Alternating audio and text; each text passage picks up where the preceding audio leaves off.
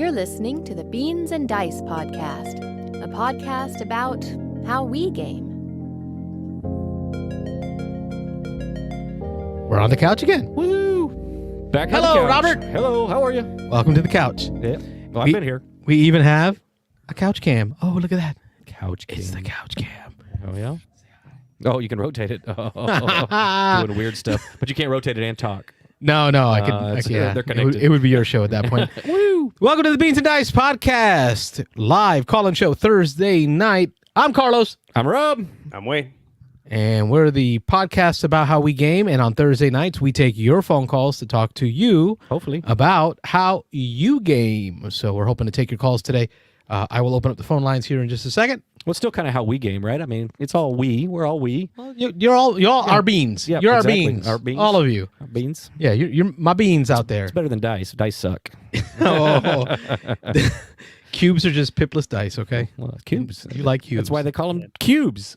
Yeah. I don't think beans and cubes really sounds like it. Really. Beans and cubes? No. Beans and cubes? Roll some cubes? No. Chuck some cubes? Okay, so I got to say this because I thought of Rob. I'm going to open up the phone line here.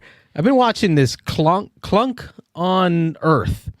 Anybody seen that on Netflix? Clunk on Earth? Never heard of it. It's Philomena Clunk, and she's on Netflix, and she does a documentary.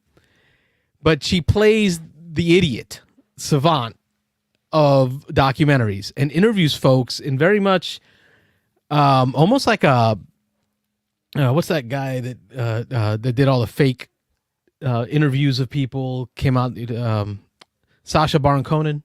Yeah. Okay, yeah. You know, he did that character. So she almost does a character like that, but she'll interview like really smart people, professors that run universities about different topics. So she did a documentary series on Earth, the history of Earth. Okay. And the reason I bring this up is because it got to the point where she interviews people and she always mispronounced stuff. Like she right off the bat, she's interviewing the guy about the Soviet Union. She's doing it on purpose. She does it on purpose. Okay, Just to get the professors like riled up. right. But it's an actual documentary. You learn a lot about history, Okay. but she just has fun with it. Okay. So she like asks the Soviet guy about the Soviet onion. Like, tell me about the Soviet onion. It's like, you mean the Union? Like, no, the onion. So I thought of Rob because when she interviews the guy about the Cuban Missile Crisis, she says, help me understand the cubes and missile crisis. Oh, there you go. Cubes. I thought of Rob. I thought of our plays of Twilight Struggle, our plays of 13 Days, Yeah, they need the some cubes They need some and cubes missiles. in that game. That would be good. Yeah. She's like, I don't understand how cubes, they won't fly well. It's like throwing bricks. Like cubes have to do with missiles. Yeah. Funny.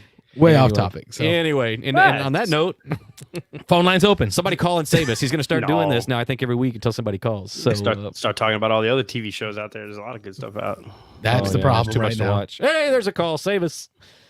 Beans and Dice podcast. State your name. Where are you calling from? This is Ron from Atlanta. Rod Frazier, how you doing, my man? I don't even need to change the banner. He was the last caller at the end of last show. Oh, you can put the banner right back up. It's already got his name on it. Nice. Hello, Ron.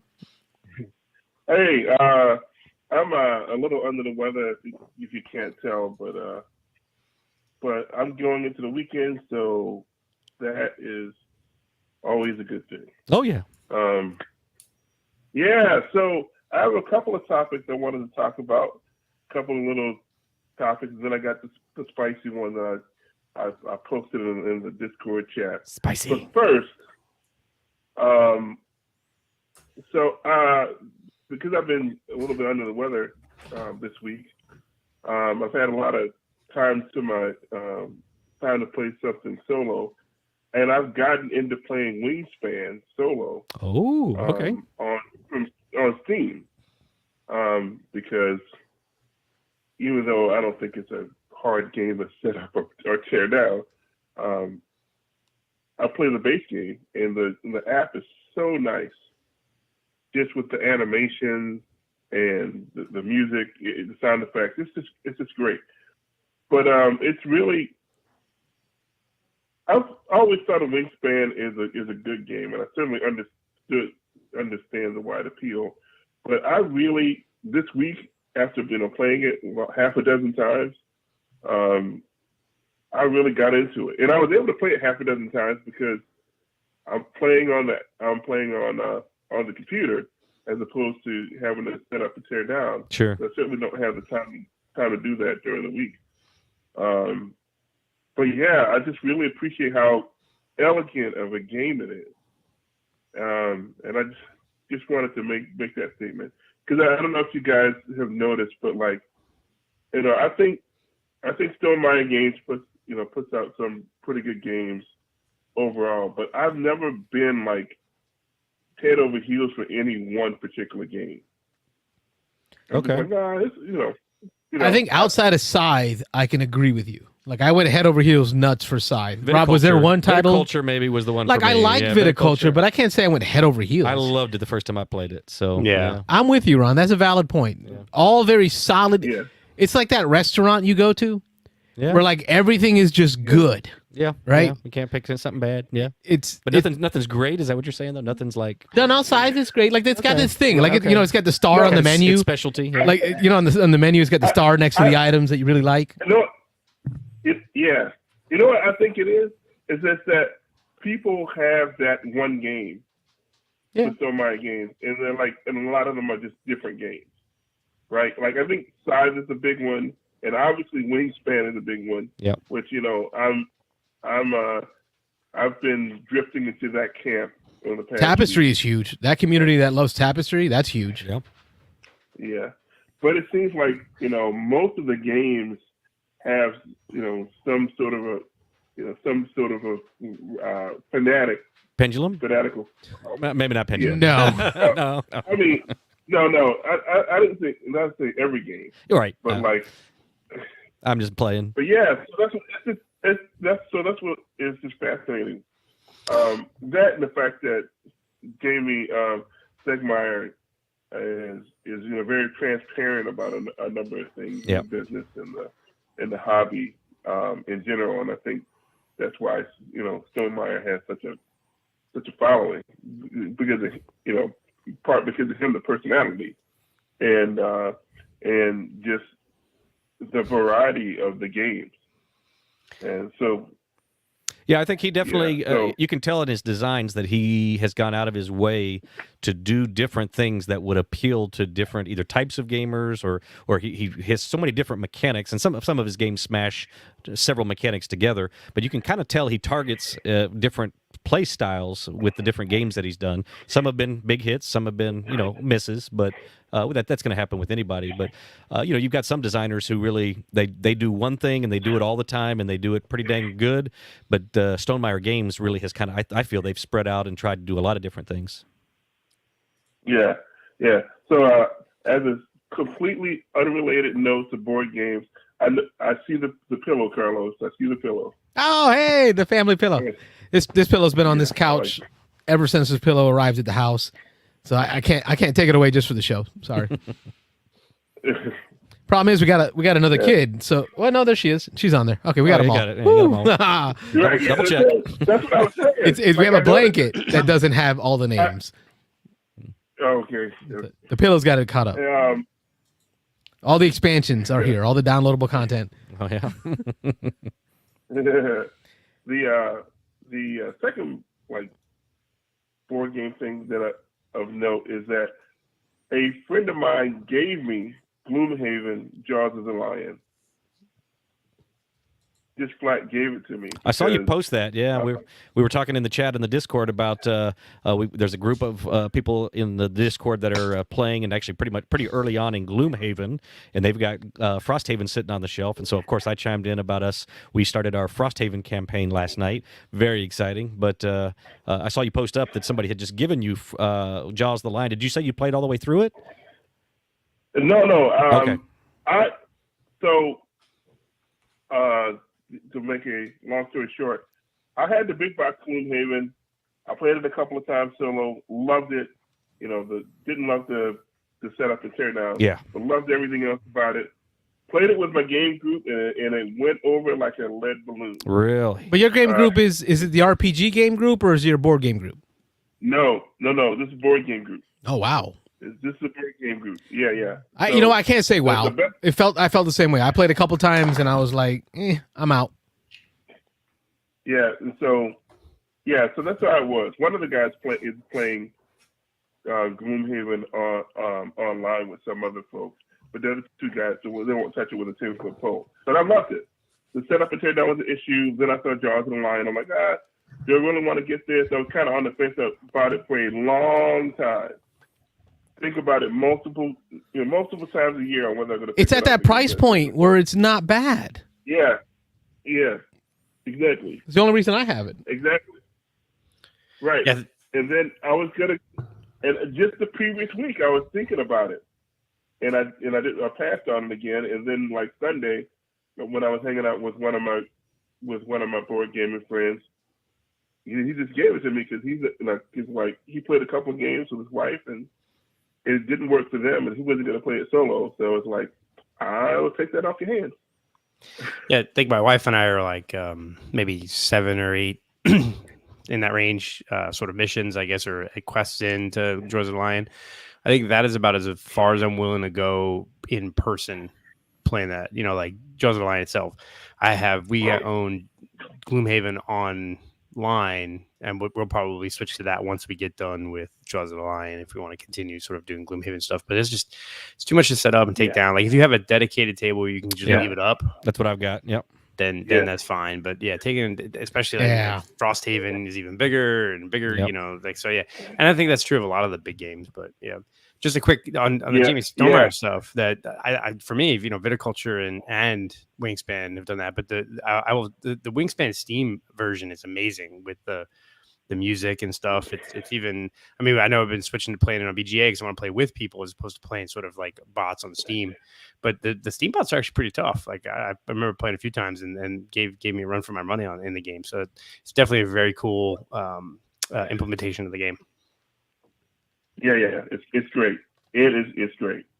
But yeah, it's funny. I have a Gloomhaven on Steam as well. So like, I may follow you down that arc playing solo because I played it a little bit on Steam and it runs pretty well. But I got to focus on that. I mean, Tom Vassell talked about it in his top 100 about being doesn't know if he'll ever play it on tabletop again after having the Steam version. Yeah.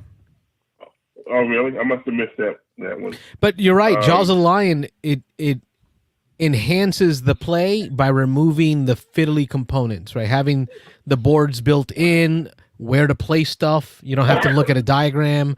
It's all right on that page, right? What goes where.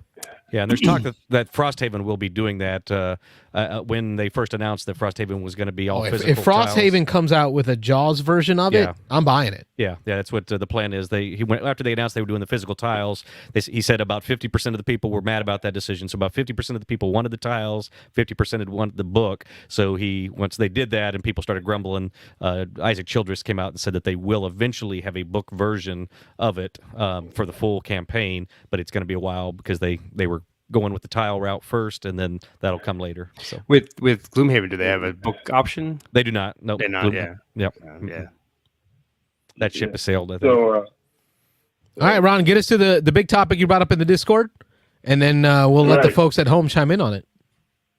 So, I'm sure folks are aware, or if they're not, they're going to be here in a moment, of a program called ChatGPT. It is an AI software where you can give it complex instructions and it will respond to that. You can do things like I just famously like write essays.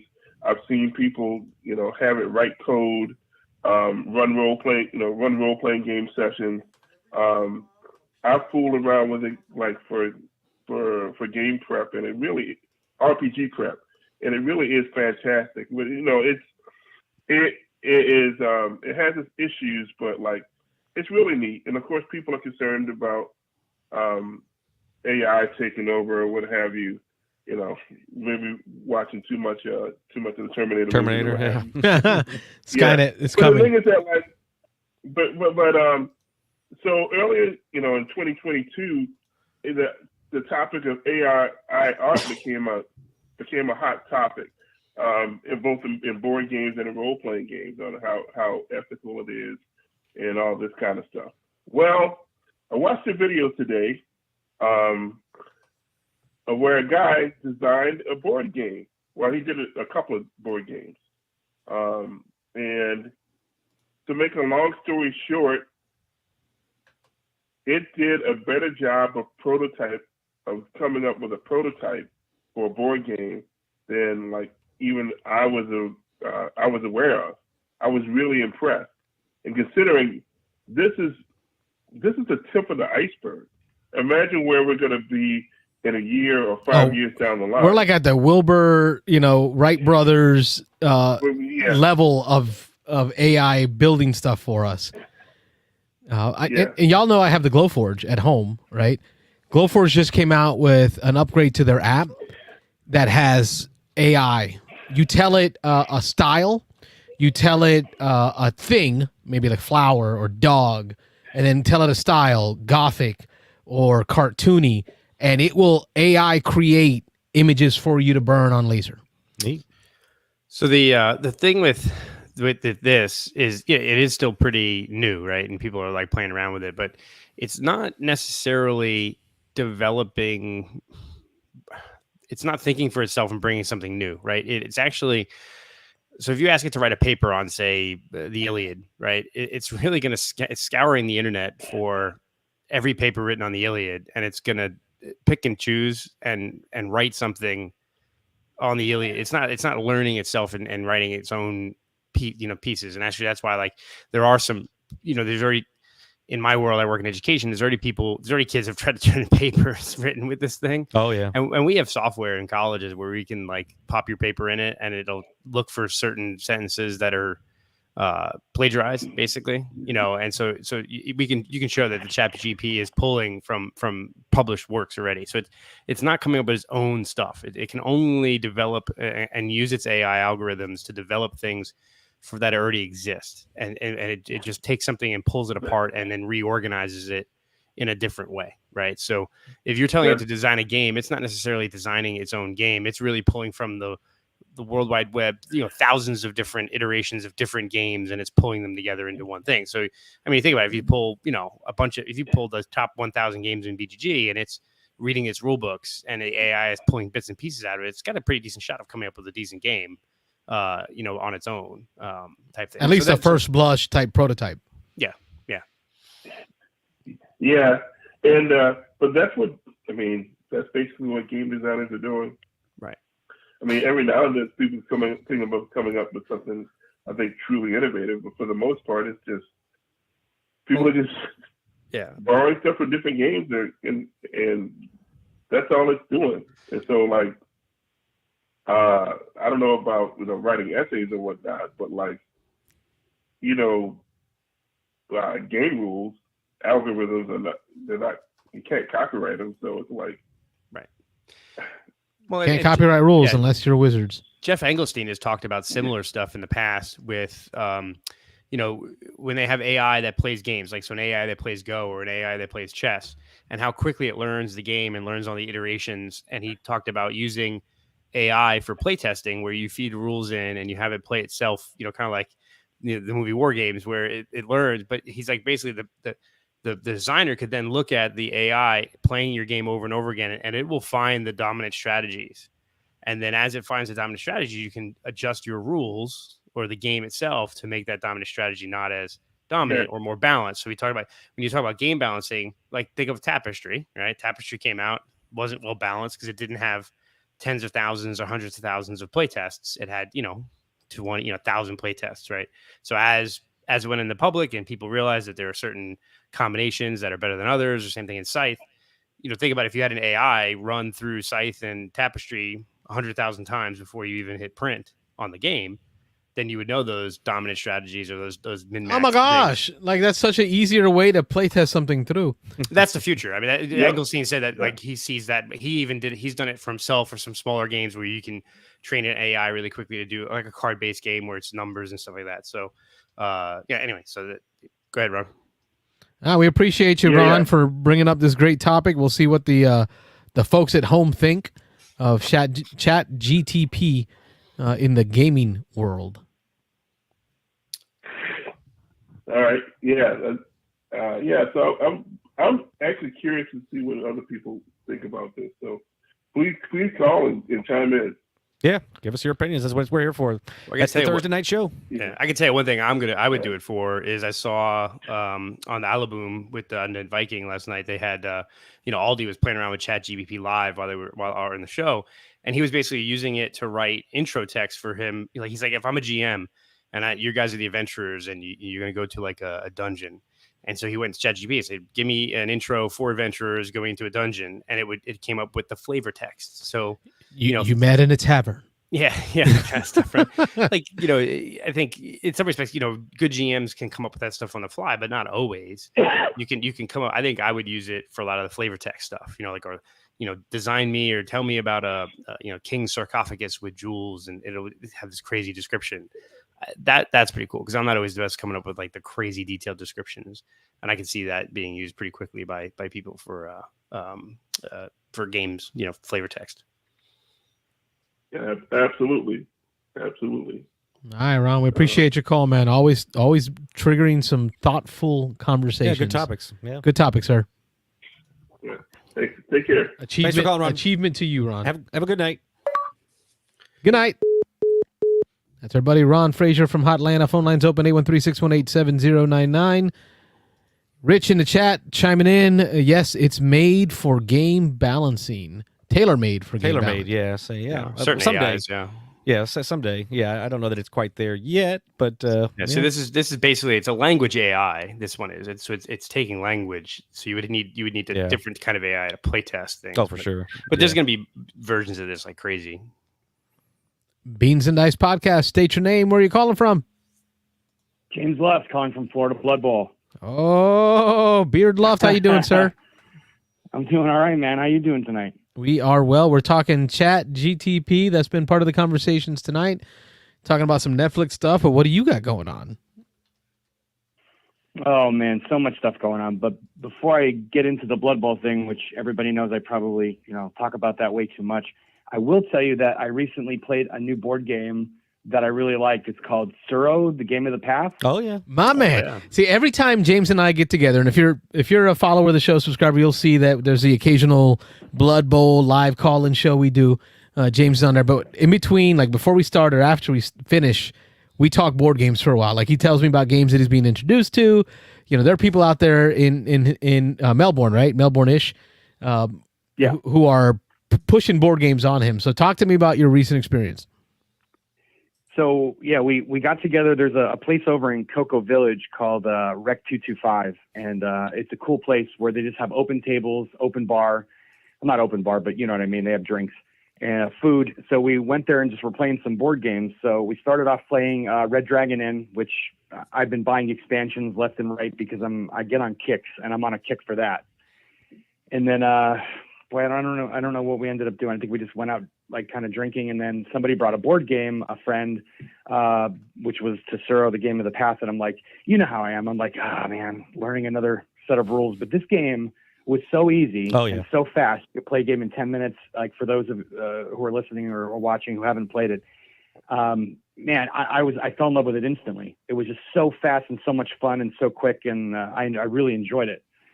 So figured I'd no, this is I know last time we did last time I was at a major overnight event of Blood Bowl, I brought Liar's Dice. Oh yeah. And we had a great time. I think it plays 6. Liar's Dice was 6 players. At least, yeah. Suro plays 8.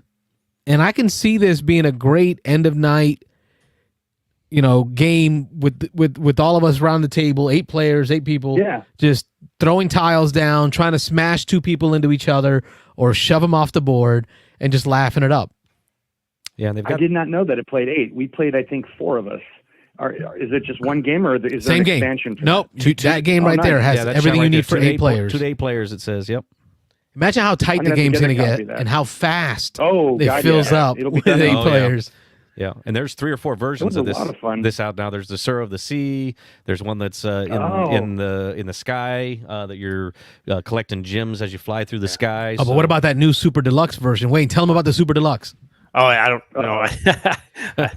$350. Oh yeah, I remember that. Like big pieces. The stones are handcrafted stone. Yeah. All the stones are handcrafted stone. The board is like engraved wood. All the pieces. The rules are printed on a bamboo scroll, and it comes in like a wooden handcrafted chest, stained wooden chest. I'm looking for that right now. Yeah, see if I can find a picture of it here. Well, with all that money they pay you to run all these Blood Bowl tournaments, you should be able to afford it, right? I mean, you could pay tons. Florida domination of Blood Bowl. The Sorrow of the Seas, the other Sorrows get a little bit more complicated though. Like Sorrow of the Seas has dragons that eat the tiles, so it ends up being a little bit. It's not that super quick, fun light game. It's got like a little bit more, so it adds a couple extra minutes to game time. Yeah. Yeah, for sure. I see there's one called Phoenix Rising, it looks like. Too. That's the one I think that's up kind of in the sky. You're collecting gems as you go around. Yeah, that's the one. I just pulled it up here.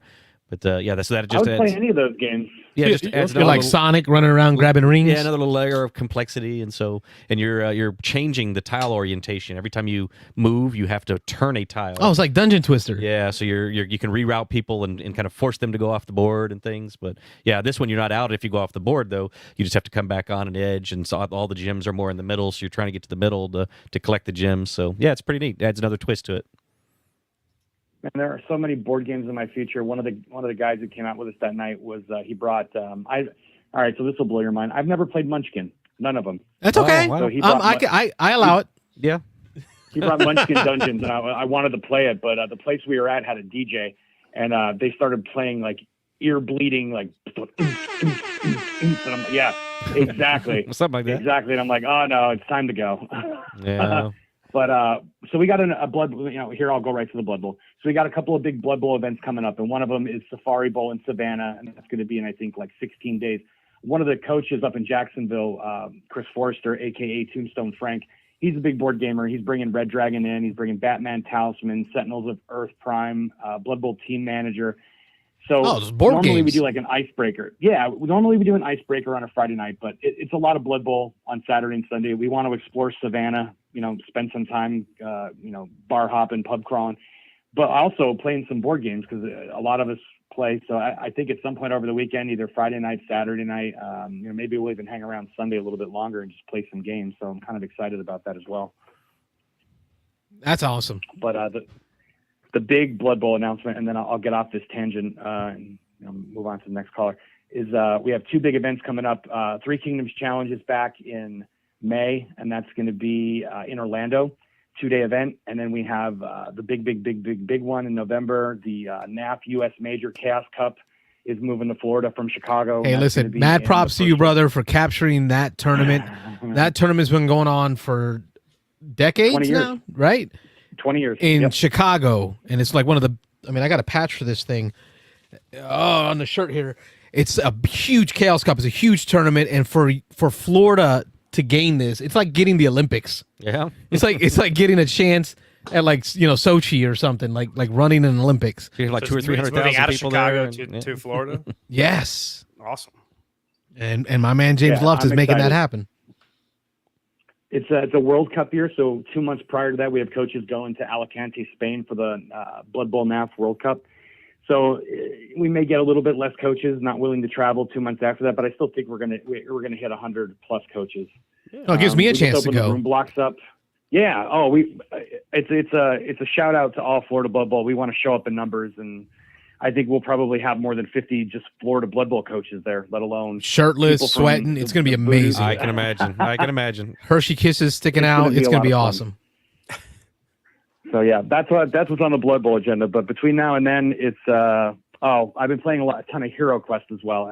It's very nostalgic, and been playing the hell out of that. I went buck wild, got the core set, all the expansions. So like I said, when I get fixated on things, and in between playing Red Dragon and we're playing Hero Quest a lot too. Nice, very nice.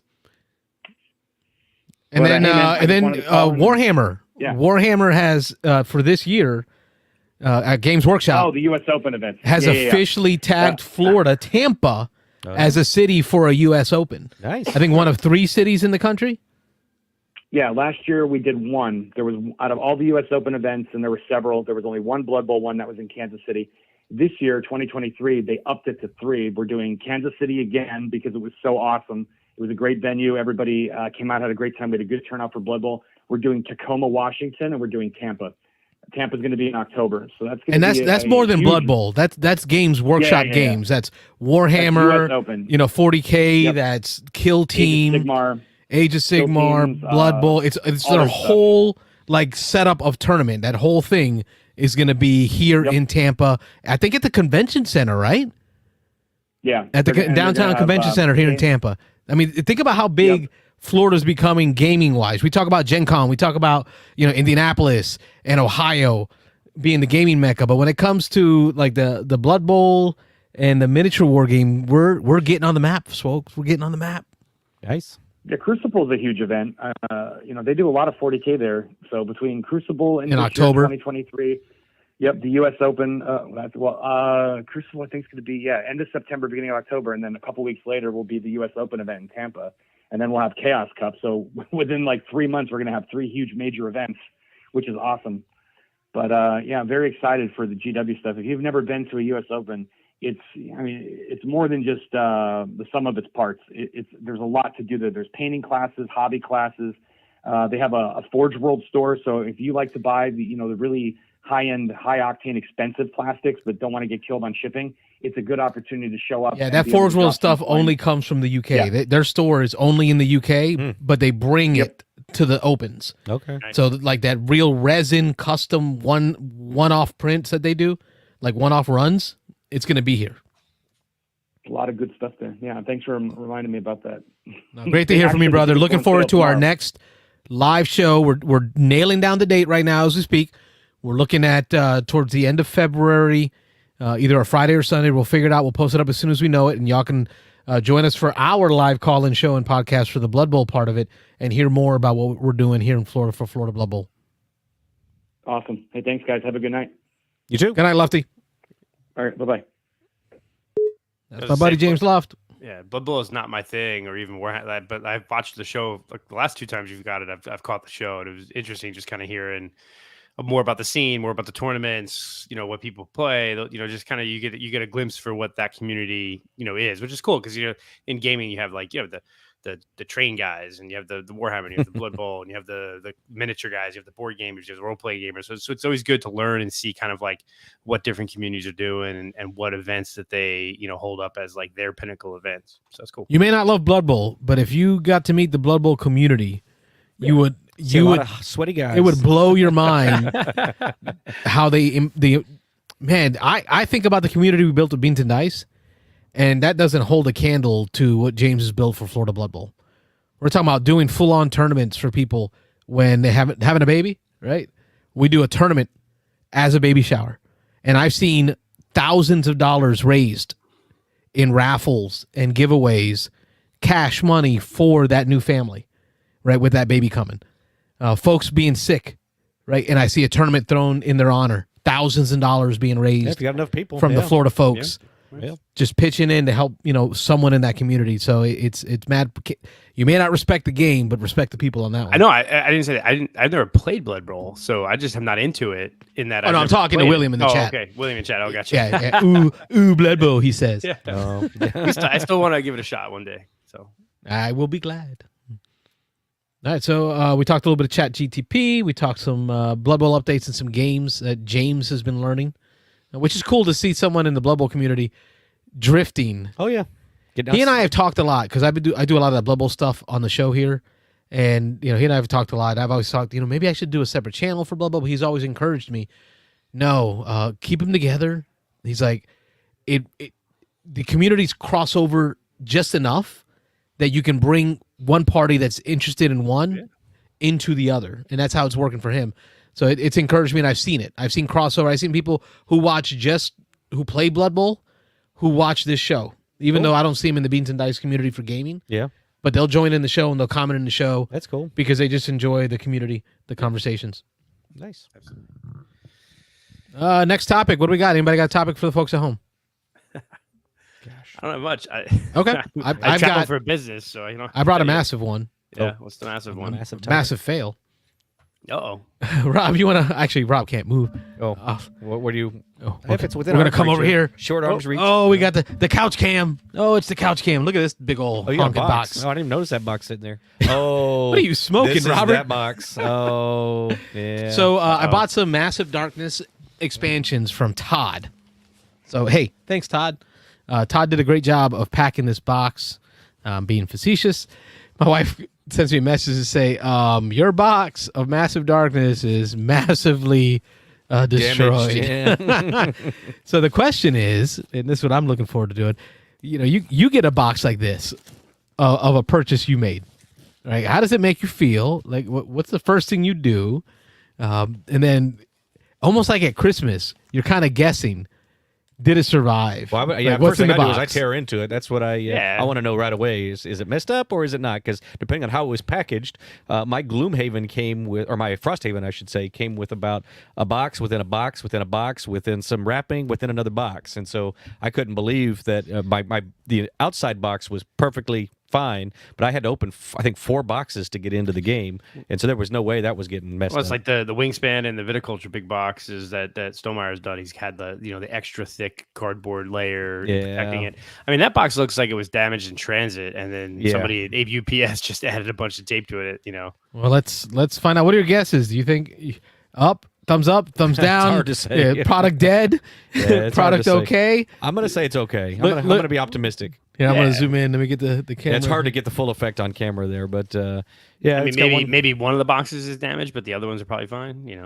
All right, let's take a peek. Let's see how Todd did yeah. Rough. with his I'm packaging. gonna be optimistic. I'm gonna say there might be a Be ding, okay? but yeah, I think the contents are gonna be fine. I think. Because I see these posts all the time online Well, of people who get a box and they're like, "Would you return this box with this They had a crinkle little dent in the corner. right on I the?" was gonna say that's another whole discussion here. Well, that's part of the discussion I Are want. you a Michael Lorenzo or are you a Carlos. a Rob or a Carlos? Like I don't care. I've got I bought many games with holes in boxes. What was the Maglev. Maglevetro's got a big old hole punched through the front of it. I've got my Descent copy that I got from Cool Stuff and their Ding and Dent. I got it for I think it was 60% off back in the day, Descent 3rd edition, and it's got a big old hole in one side of it. My copy of Scythe, when I bought the box, it had a hole from the forklift in there. Yeah, I didn't care. I mean, I think, yeah. I mean, as long as the contents are okay, the game's not All right, damaged. Rich is saying minor casualties. Let's see here. Oh, no. There's my eBay order. We won't look at that price. Oh, We boy. won't publish that I live. was wrong. I can see in the box already.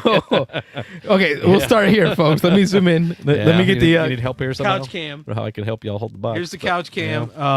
Right off the bat, there's a token floating Token just around. floating in the top of the box. Not a good sign. That is not a good indicator, right there there. might be some tokens at a UPS facility somewhere. Yeah.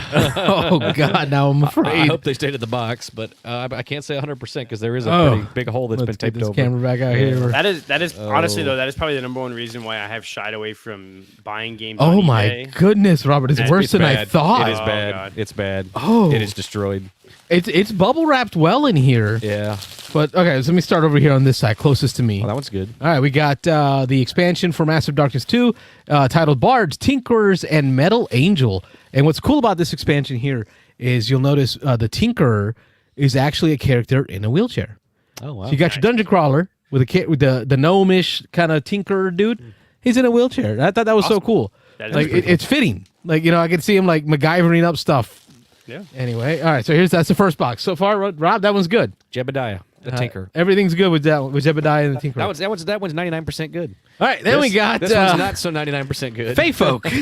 This one's So- about 60-40. We got some crushing going on here. I see some ripping of the box. It's probably where the token came from because could the be. box is actually ripped open. Oh, this one here. This is where the token came Don't from. spoil it. Don't spoil it. Yeah. But we got some torn shrink wrap, so you can see it was in shrink at one point. So yeah, that's painful. I mean, that one hurts, but off it's topic, when you gets did better. buy this through eBay, I mean, they shipped it with probably insurance, so you could if put all an the insurance claim. if all the components are here, I Yeah. don't care. Yeah. I know Well, you know what? exactly. We'll find out as I get in here. Yeah, we'll find out. We'll see We in will a minute. find out. Hey, look at that one. That one's not so bad. Oh, the one at the bottom. Oh, that saved. One, yeah, that one's perfect. All 4 sides. It's just like the Tinkerer set. This one is the Gates of Hell enemy box. It comes with kind of like a Cerberus type monster, kind of a shadow demon from what do you call that? Stranger Things, kind of a shadow demon like Stranger Things. Yeah, there you go. So some cool stuff there. Some bad guy dwarves. Okay, this one survived. Okay, yeah, that one's good. That half of the box was good.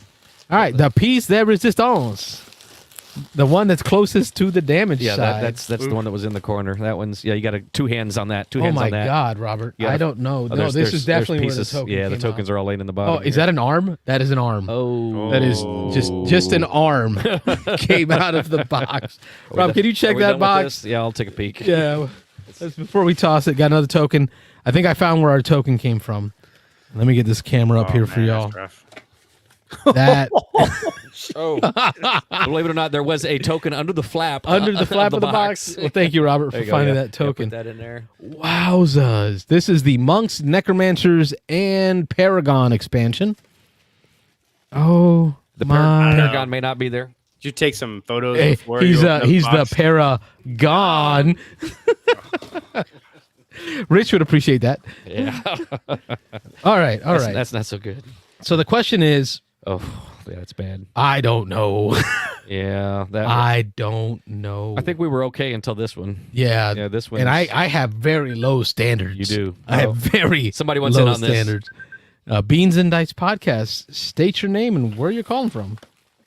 Hey, it's BJ from Board Game Gumbo. Hello, BJ. Hey, BJ. I was calling to ask about some shipping advice, the best way to pack games. Well, they tried. I mean, there was a lot of bubble wrap in this thing, but that, I was optimistic, but that was This last one misplaced. really this is last stunning box was me. pretty bad. Yeah, I don't know if that was massive darkness or more like massive fail. Maybe. Yeah, it's a big fail. Massively destroyed. Yeah, this box is even. I don't think you can even straighten this out. The rule book's intact. I wanted to check if any of you guys have been playing any of the new unmatched sets, because I have been just enjoying the heck out of them, man. The latest unmatched set I've got is the one with a Bloody Mary. That's the most recent copy I've received. I haven't gotten into the Marvel for unmatched yet. So that's about as far as I've gotten. Where are you at? I haven't played the Marvel sets yet, but I don't know if you remember, Restoration Games ran this contest to get some of the fans to create cards. Yes. And I got the first set, at least that I know of, that came out, and that's the Houdini versus the Genie set. Oh, I just listened to the Secret Cabal podcast last week, and they talked about their copy coming in and playing the Houdini versus Genie set. I am in love with the Houdini. I haven't played the Genie yet. I played Houdini twice, and I just love the way it works. They've got this cool new mechanic where, and maybe it's been in some of the Marvel sets, I haven't seen it, but it's got this cool mechanic where, when we don't use the boost mechanic that very often, unless you want to surprise an opponent. Where you add, so boosting is by adding an extra card to the play, you add damage and or movement. I'm trying to remember.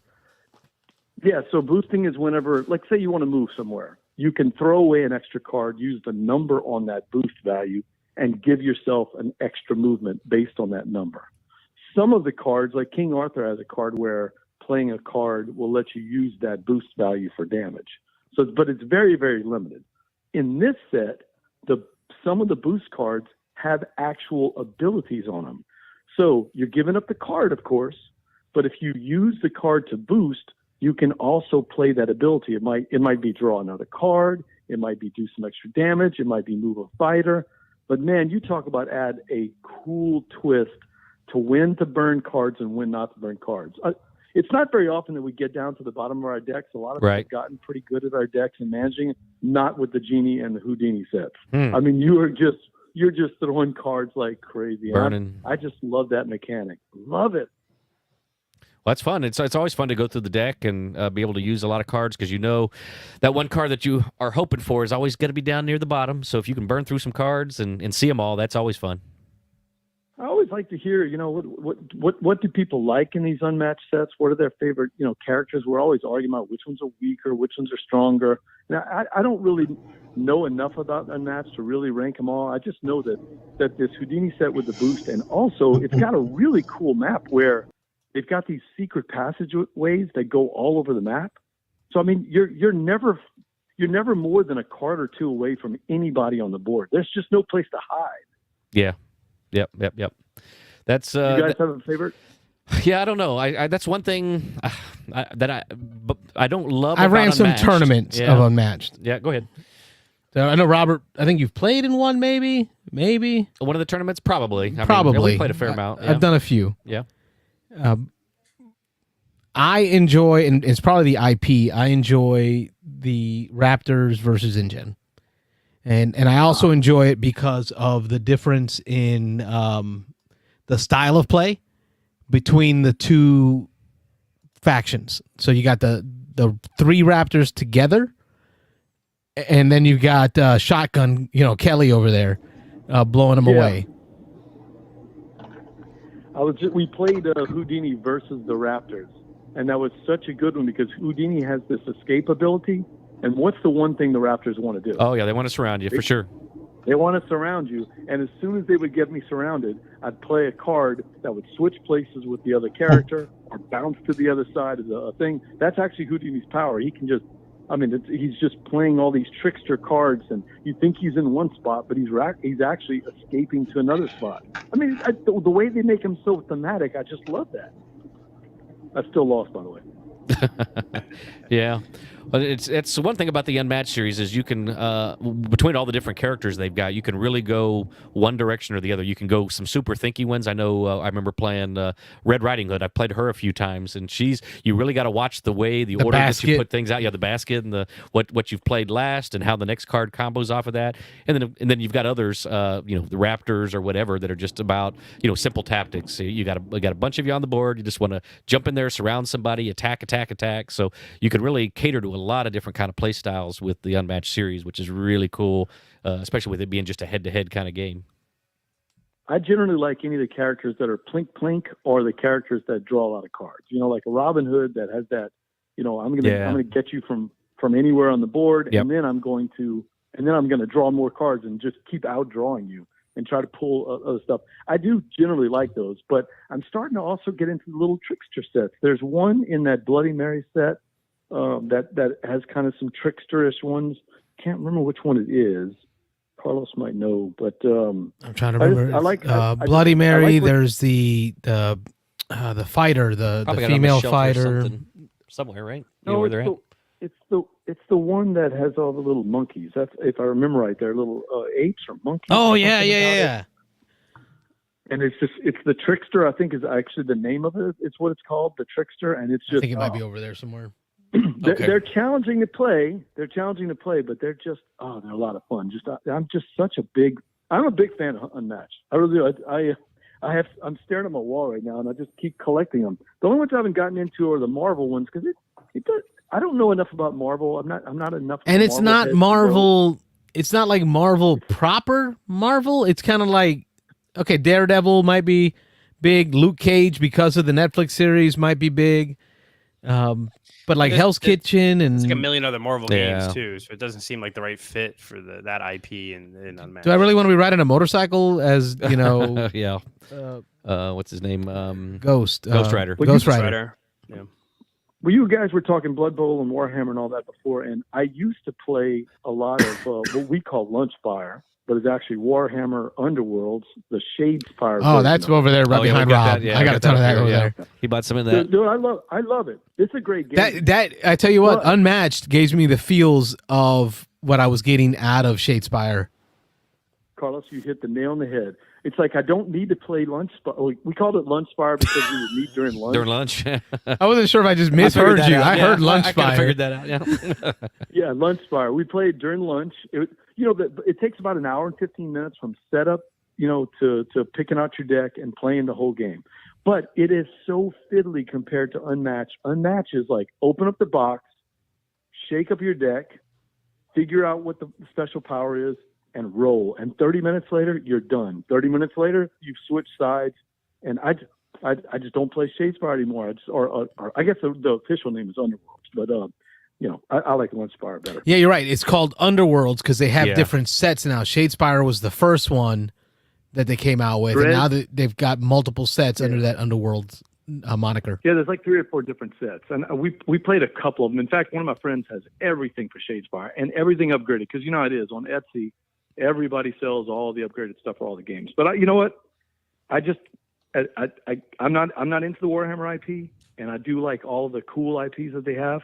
And if they can keep getting fans to create sets like this latest one with Houdini and Genie, if the fans can come out with the sets that are this intricate, this balanced, this fun to play, just giving out new twists, I'm in.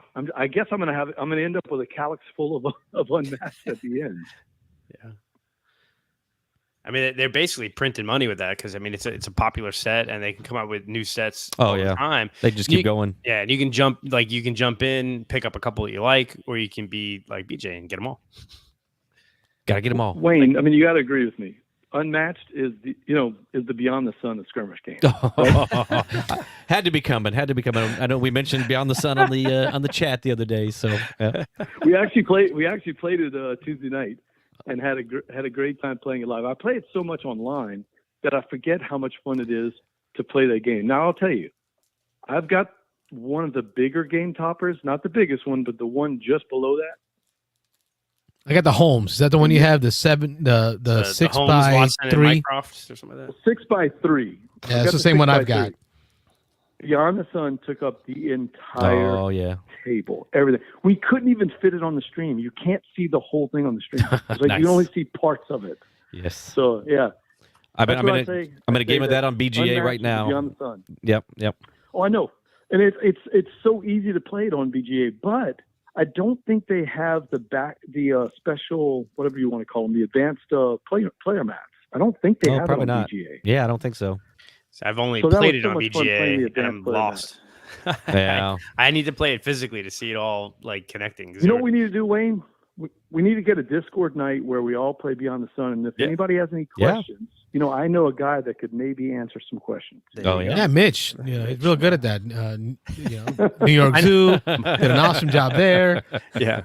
We'll get 87% of it. Yeah, I know that Mondays and Wednesdays we've been doing 8:30 to like 10 or so Eastern time on our Discord server, and I know your turn's looking to start up a couple nights a week. So yeah, we've been having some good 3, 4, 5 people playing tonight. But yeah, I think we're gonna get to the point where we start picking like, hey, this is Beyond the Sun night. So anyone that wants to learn or know it, show up, and we can have a couple of tables going. Yeah.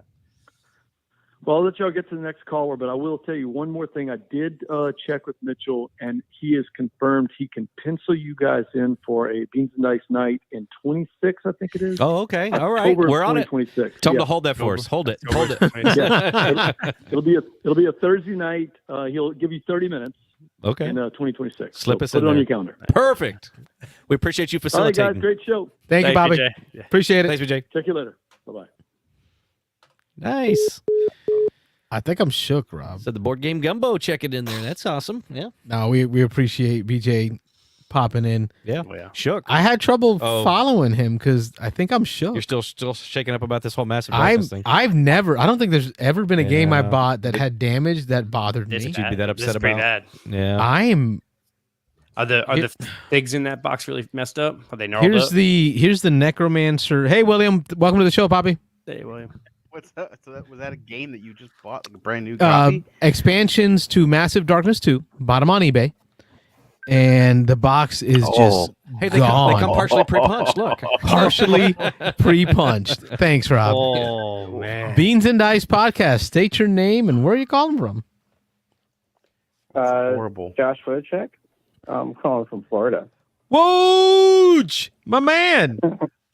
Welcome to the first-time caller, right? At least to this show. Huh?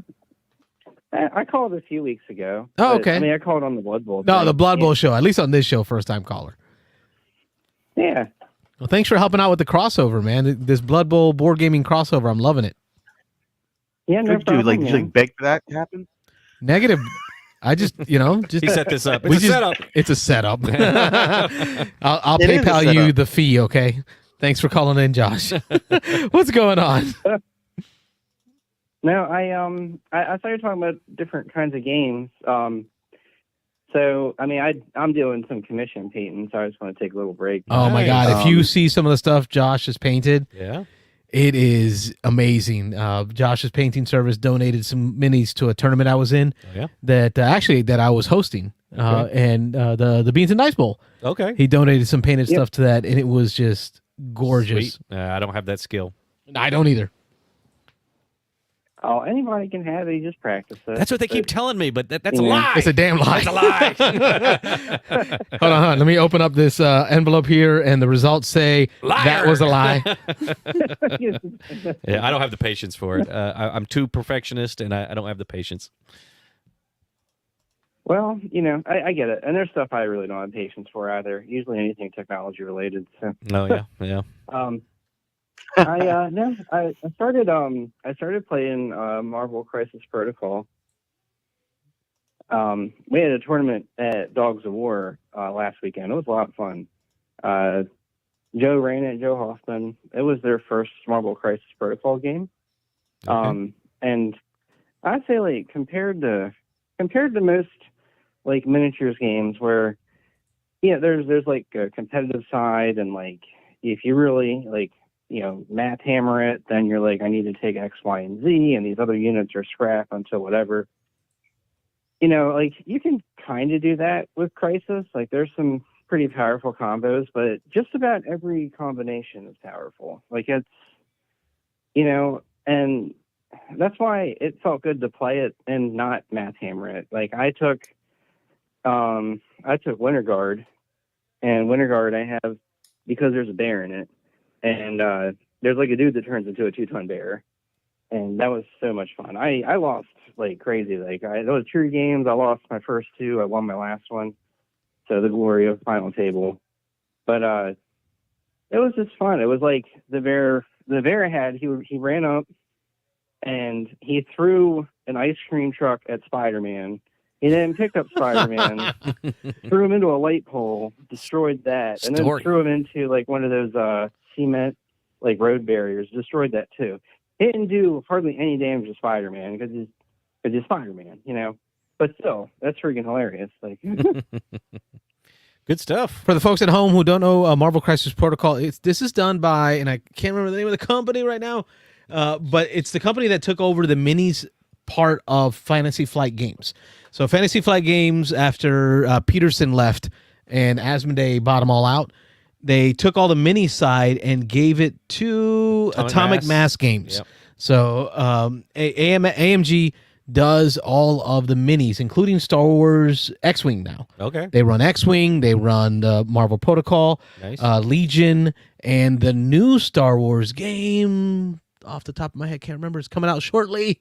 It's a new skirmish game, kind of like Crisis Protocol, but set in Star Wars world. Okay. This game here Star Wars stuff. is like 40 millimeter minis, like big honking minis, right? Yeah. Not like your small minis. These are all like orc size, big minis. Okay. So they're gorgeous. They're so well done. They're pre-painted or no? No. No. Okay. Yeah, right. Come on now. Not for that price. You say gorgeous. When I hear gorgeous, I hear nicely painted, but you just mean the actual the level of detail. Oh no, the level of detail. Oh, okay. The level of detail Gotcha. alone. The assembly I hear is not terrible. Josh, tell me if I'm lying. How's the assembly on this? It's super easy. I mean, and do you know what really drew me in was like first, like I saw the bear miniature in the package, and I didn't you really love care what bears. game it was. We know you I love just bears. bought it. Yeah, I know. So I just bought it and I painted it. And I was like, this is cool. And it came with another guy. I was like, I might as well paint this. And then I kind of looked at it and it was like, oh, your team is anywhere from, they said, I think 6 to 10 miniatures, something like that, or up to 10. But you don't like field them all at once. There's like a threat level and points. And for each game, like in a tournament, for instance, you can kind of pick and choose which one you want for the scenario, which is kind of cool. But I was like, so I can paint 6 models and I'm done. Like anytime I want, I could just jump in and at least try this thing out. I was like, well, might as well. Like least amount of intensive effort. Like after playing a little bit of Conquest and like trying to hammer out painting like 15 bases of 4 dudes a base and stuff like that. Like this one's like, I painted 4 people. I'm almost done. It's better than a game of sevens. Yeah. And like mathematically, it's less than 7. Okay. Is that a math See what I thing? was doing there, Rob? Math joke there. wow. Okay. Oh my It failed. God. Oh, look at that. You got Blade. Blade's a character available. And you saw that Daily Bugle building. That all comes in the set. Oh, it comes with cars. Oh, wow. It Okay. comes with dumpsters. Nice. It comes with barriers and light posts. All those things come already in the set. Unpainted, of course. All you got to do is throw some dry brush on it. It's good to go. And you can destroy it all. Like every Yo and Ember scenario. All the every building, stuff, all the terrain is out. interactable. Is that a word? Yeah, you pick it up, you throw it at things. Is that what this was? This was interactable? Oh, God. Damn you, Todd. Your box. Interactable. Nice. That's crazy. Yeah. But no, when I went to the tournament, I ran Winter Guard. So that's like Crimson Dynamo, Red Guardian, a lot of the Russian dudes. Ursa Major, which is the bear. And their fourth. And then to add that on, I had Rhino running around with them. Just because Rhino's a really cool model. I have been trying to stay away fun. from this, man. This is definitely something that I've picked up, shaken the box at Armada so many times, and just made good choices to stay away. I'll say it. I feel like it was a good choice to kind of jump in. That's my worry. Is you're selling it. But there's not a No, whole he's lot not. You just want it because to just want invest it. yourself in. Does anybody want to buy some Like, you Massive don't Darkness need- expansion so I can use that money for Yeah. Crisis Protocol? Well, it's slightly damaged. I know. I think the cool thing is just you don't need like countless hours to get invested. How was the tournament like- experience? How was the organization by the new company that took over for FFG? How'd that organized play go? It was great.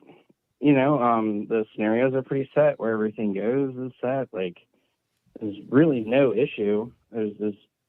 Nobody had really any rules questions that were questionable, so to speak. It's easy. And the community? Community's fantastic. They started it. They're kind of like really starting it off at Dogs of War up here.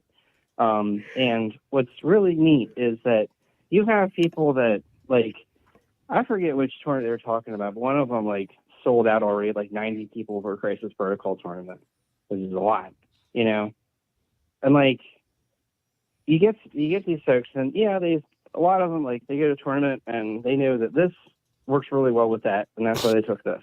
Yeah, the net decking, as they call it. Sure, You mean the meta? But Yep. do you know what I find that's more than that is that people just take their favorite characters. Sure. That's valid because like when I go to a Kill Team tournament, I'm not emotionally connected to any of the characters in the Warhammer 40K world. I literally try to take the best combo for beatdown that I can. Yeah. But in this Marvel universe, You'd want to do something different. Yeah. if I'm going to sit and assemble and paint something, I'm going to want to do something I like. Yeah. A character I enjoy or connect with. Something you can display even or That's something. a different point I didn't think about. Yeah. And I brought that bear, and that bear is going to go in every team because I love him. And like I was told by like some of the folks that are a little more competitive there, like, yeah, that bear is pretty much a terrible model. I was like, I don't care. He goes up there, he just does whatever. Double Like, pretty barrel, much he middle just finger kinda- right at him. I don't care. Yeah, he just kind of like throws things around, beats things up, and then dies pretty early because he doesn't have any staying power. I don't care. Winter Guard. I got to. It gave me an excuse to order one of those Russian furry hats with a communist symbol in the middle of it. Yeah. We know. Yeah. So I got that one, and I found communist propaganda stickers that I was giving to people that I played. Wow. He went into it. Yeah. He's bringing that Another blood level. because that happens with Blood Bowl when you go to tournaments for Blood Bowl. He's bringing that Blood Bowl training into this Crisis Protocol. He's probably shocking these Spread it around a players. little bit. Yeah. Man, and you know what's really cool painting wise is there's so many options for variants because they don't have like every superhero, every version or whatever, So for like a prize I donated for them, I painted an Iron Man miniature that I got from the base set. Now, I don't hate Iron Man. I don't really like him. He's just kind of all over the place for me, like I'm like, whatever. So I don't really plan on using him. but I painted Iron Man like Iron Patriot from the Dark Reign series, where Norman Osborn took the suit. And they were really happy with that. And it opens up the door to like a lot of neat conversions where you're not going to get extra rules for it, but you know, like you can just paint whatever and it becomes a different dude. It's kind of cool. Well, I pulled up the Facebook page. It's got your page on there. Wojcik's miniature painting service. Find him, Josh Wojcik, which is very hard to spell, even harder for me to say. Too many consonants in there for me. Yeah, there's some vowels in there. Yeah. But check him out. He's put together some awesome stuff to help me out on the tournament. So I'm glad to give a mad shout out to Josh's work. Reach out to him if you're looking for any of your minis for board games or otherwise to be painted. He's here in Florida. Makes it easy. Always got minis to paint. Yeah. Yeah, that's cool. Yeah. Thanks for your call, man. Really appreciate it. Yeah, thanks for having me. That was fun. Thanks for calling. Have a good. Don't be a stranger. Shout out to Dogs of War in case anybody's interested. I think they're doing a tournament. They're going to try doing it every month. I did my first trip out there to see Dogs of War in, I think it was last April. I got to visit Dogs of War for the first time. It was a big store, Rob, when we were doing Star Wars X-Wing gaming. Okay, yeah. They did a lot of Star Wars X-Wing back then. Sure. But I never got to make it to there for a there. tournament. Yeah. So it was very cool to visit that store. Dogs of War. Yep. All right, guys. Take care. It's been a pleasure. It's good to see y'all. Have a good night. Good night. And All right, that opens up the phone line. That's absolutely like one thing that I want to try this year. I want to go buy like a starter paint set. I've got like I got Stuffed Fables and Joys of the Lion. I got some games I can paint. I got some old figs. Why don't you just go to Dan's class? I will. I think was it Dan on offers Tuesday? Your turn. Yeah. I gotta wait till my kid's soccer season's over, and then I'm going. Yeah, out he there. gives you. Definitely. He provides miniatures for you to take home too. Oh, cool. Yeah, I definitely want to do that. Yeah. And speaking of mini painting, we got somebody on the phone who I think was doing some priming tonight, Mr. Nick Oben. Hey, this is Nick from Western Chapel. Someone needs to let Rob talk about Frosthaven. Oh, that's I appreciate you're a good man. You're a good man. Well, you're on now. You got to talk now. I'll talk after. Yeah, now it's your show, Nick. So yeah, go ahead. Oh yeah, well no, I haven't done anything at all except we started the Frosthaven campaign last night. Woohoo! Yeah, it only took us a couple hours to go over the new rules and to pull out all the stuff out of the box and put some things together. I had pre-punched everything and pre-sorted, but we had to go through it all again just to kind of take it all in. Right. And Rob did a great job reviewing all the things that were different, and that is always something you got to watch out for is getting caught by a sense of familiarity, like, oh, I already know how to play this game, no big deal, and then you get caught with like, oh wait, they changed that. Oh, like how am I going to remember that now? So Rob did a nice job kind of pointing out all the differences, of which there are many, and they do matter. I was going to say, there's enough of it in there to matter. I mean, I could see you jumping in and trying, but there were some things that they definitely clarified, simplified a few things, some streamlined a few of the rules from the base game, and then there's another whole half of the book that's the quote-unquote outpost phase that's all new, and we'll hit that up next time. But in the rule book, isn't there like a marker where it says, like, if you've played Gloomhaven, this is all... But from here on, it's all new. Yep. They mark about the first half. It's 80-something pages. About the first half, they put little snowflakes for things that are new. And then about halfway through, it says, okay, from this point forward, that's when you hit the outpost phase. Everything is new, so there's no more snowflakes. Just read everything. So this last 40 pages is all new stuff. So yeah, but it's 120 pages. Well, it's 80 total. 80 total. Yeah, 80 total. So 40 and 40. Yeah. Yeah. I hear Carlos moaning in the background. Oh yeah, it's all in English too, Carlos. So. Oh, it's in English. 80's not bad, man. That's right in line with a lot of the war games and the crisis protocols and no, not really. No, most of it's just fluff. Just story. Rob, how thick is that Flames of War? That's a textbook. That's a 300-page textbook there. Yeah, that's Flames of War. Yeah, I say war games. I love reading war game books. Like I will sit and read through a war game book and just enjoy it. I don't think Rob really wants to read through 80 pages of rules. He'd rather just read one page. He wants Rodney to read it to him. Yeah, Rodney can read to me anytime. Shirtless. Yeah. It is after 10, so it is after dark. We can go shirtless now. There you go. Why? I only got No, one but, question. Why did they not get rid of that one rule about the whole? I heard that they still didn't get rid of the rule. If you're in the middle of a dungeon, middle of the quest, and if you don't pick up something from the room in the treasure chest, and you still complete it, why did they change that? Just balancing. I mean, they could change. Otherwise, you could sit in a dungeon all day. Yeah. Yeah, so when you kill the last monster or whenever you reach the objective, you just finish that turn. Anything that's left on the ground, you can't pick up, which thematically is weird. I mean, if you'd cleared a dungeon, you'd go grab all the stuff, but it's the whole timing-wise thing. Yeah, it's just a balancing mechanic for the game. I mean, they could have made it where you get everything, but then they would have had to increase the value, the cost of everything. So it's just a decision. I mean, it also pushes you for those decisions. Sometimes when we're coming down the stretch, Carlos, we have to make this decision when Carlos wants to bust in and hit the last guy, and Nick's like, no, I got to get that chest in the corner. Carlos says, there's no chance I can beat him unless I pull a double damage out of this stack of 40 cards, and wham, double damage. Yeah, but I mean, bad guy goes down. To his extent, he's actually what I would consider role playing his character. And I was playing, was it Enoch? Enoch? What was the name? Enoch. Yeah. Mm-hmm. You know, I went to high school with that guy. Yep. Oh yeah.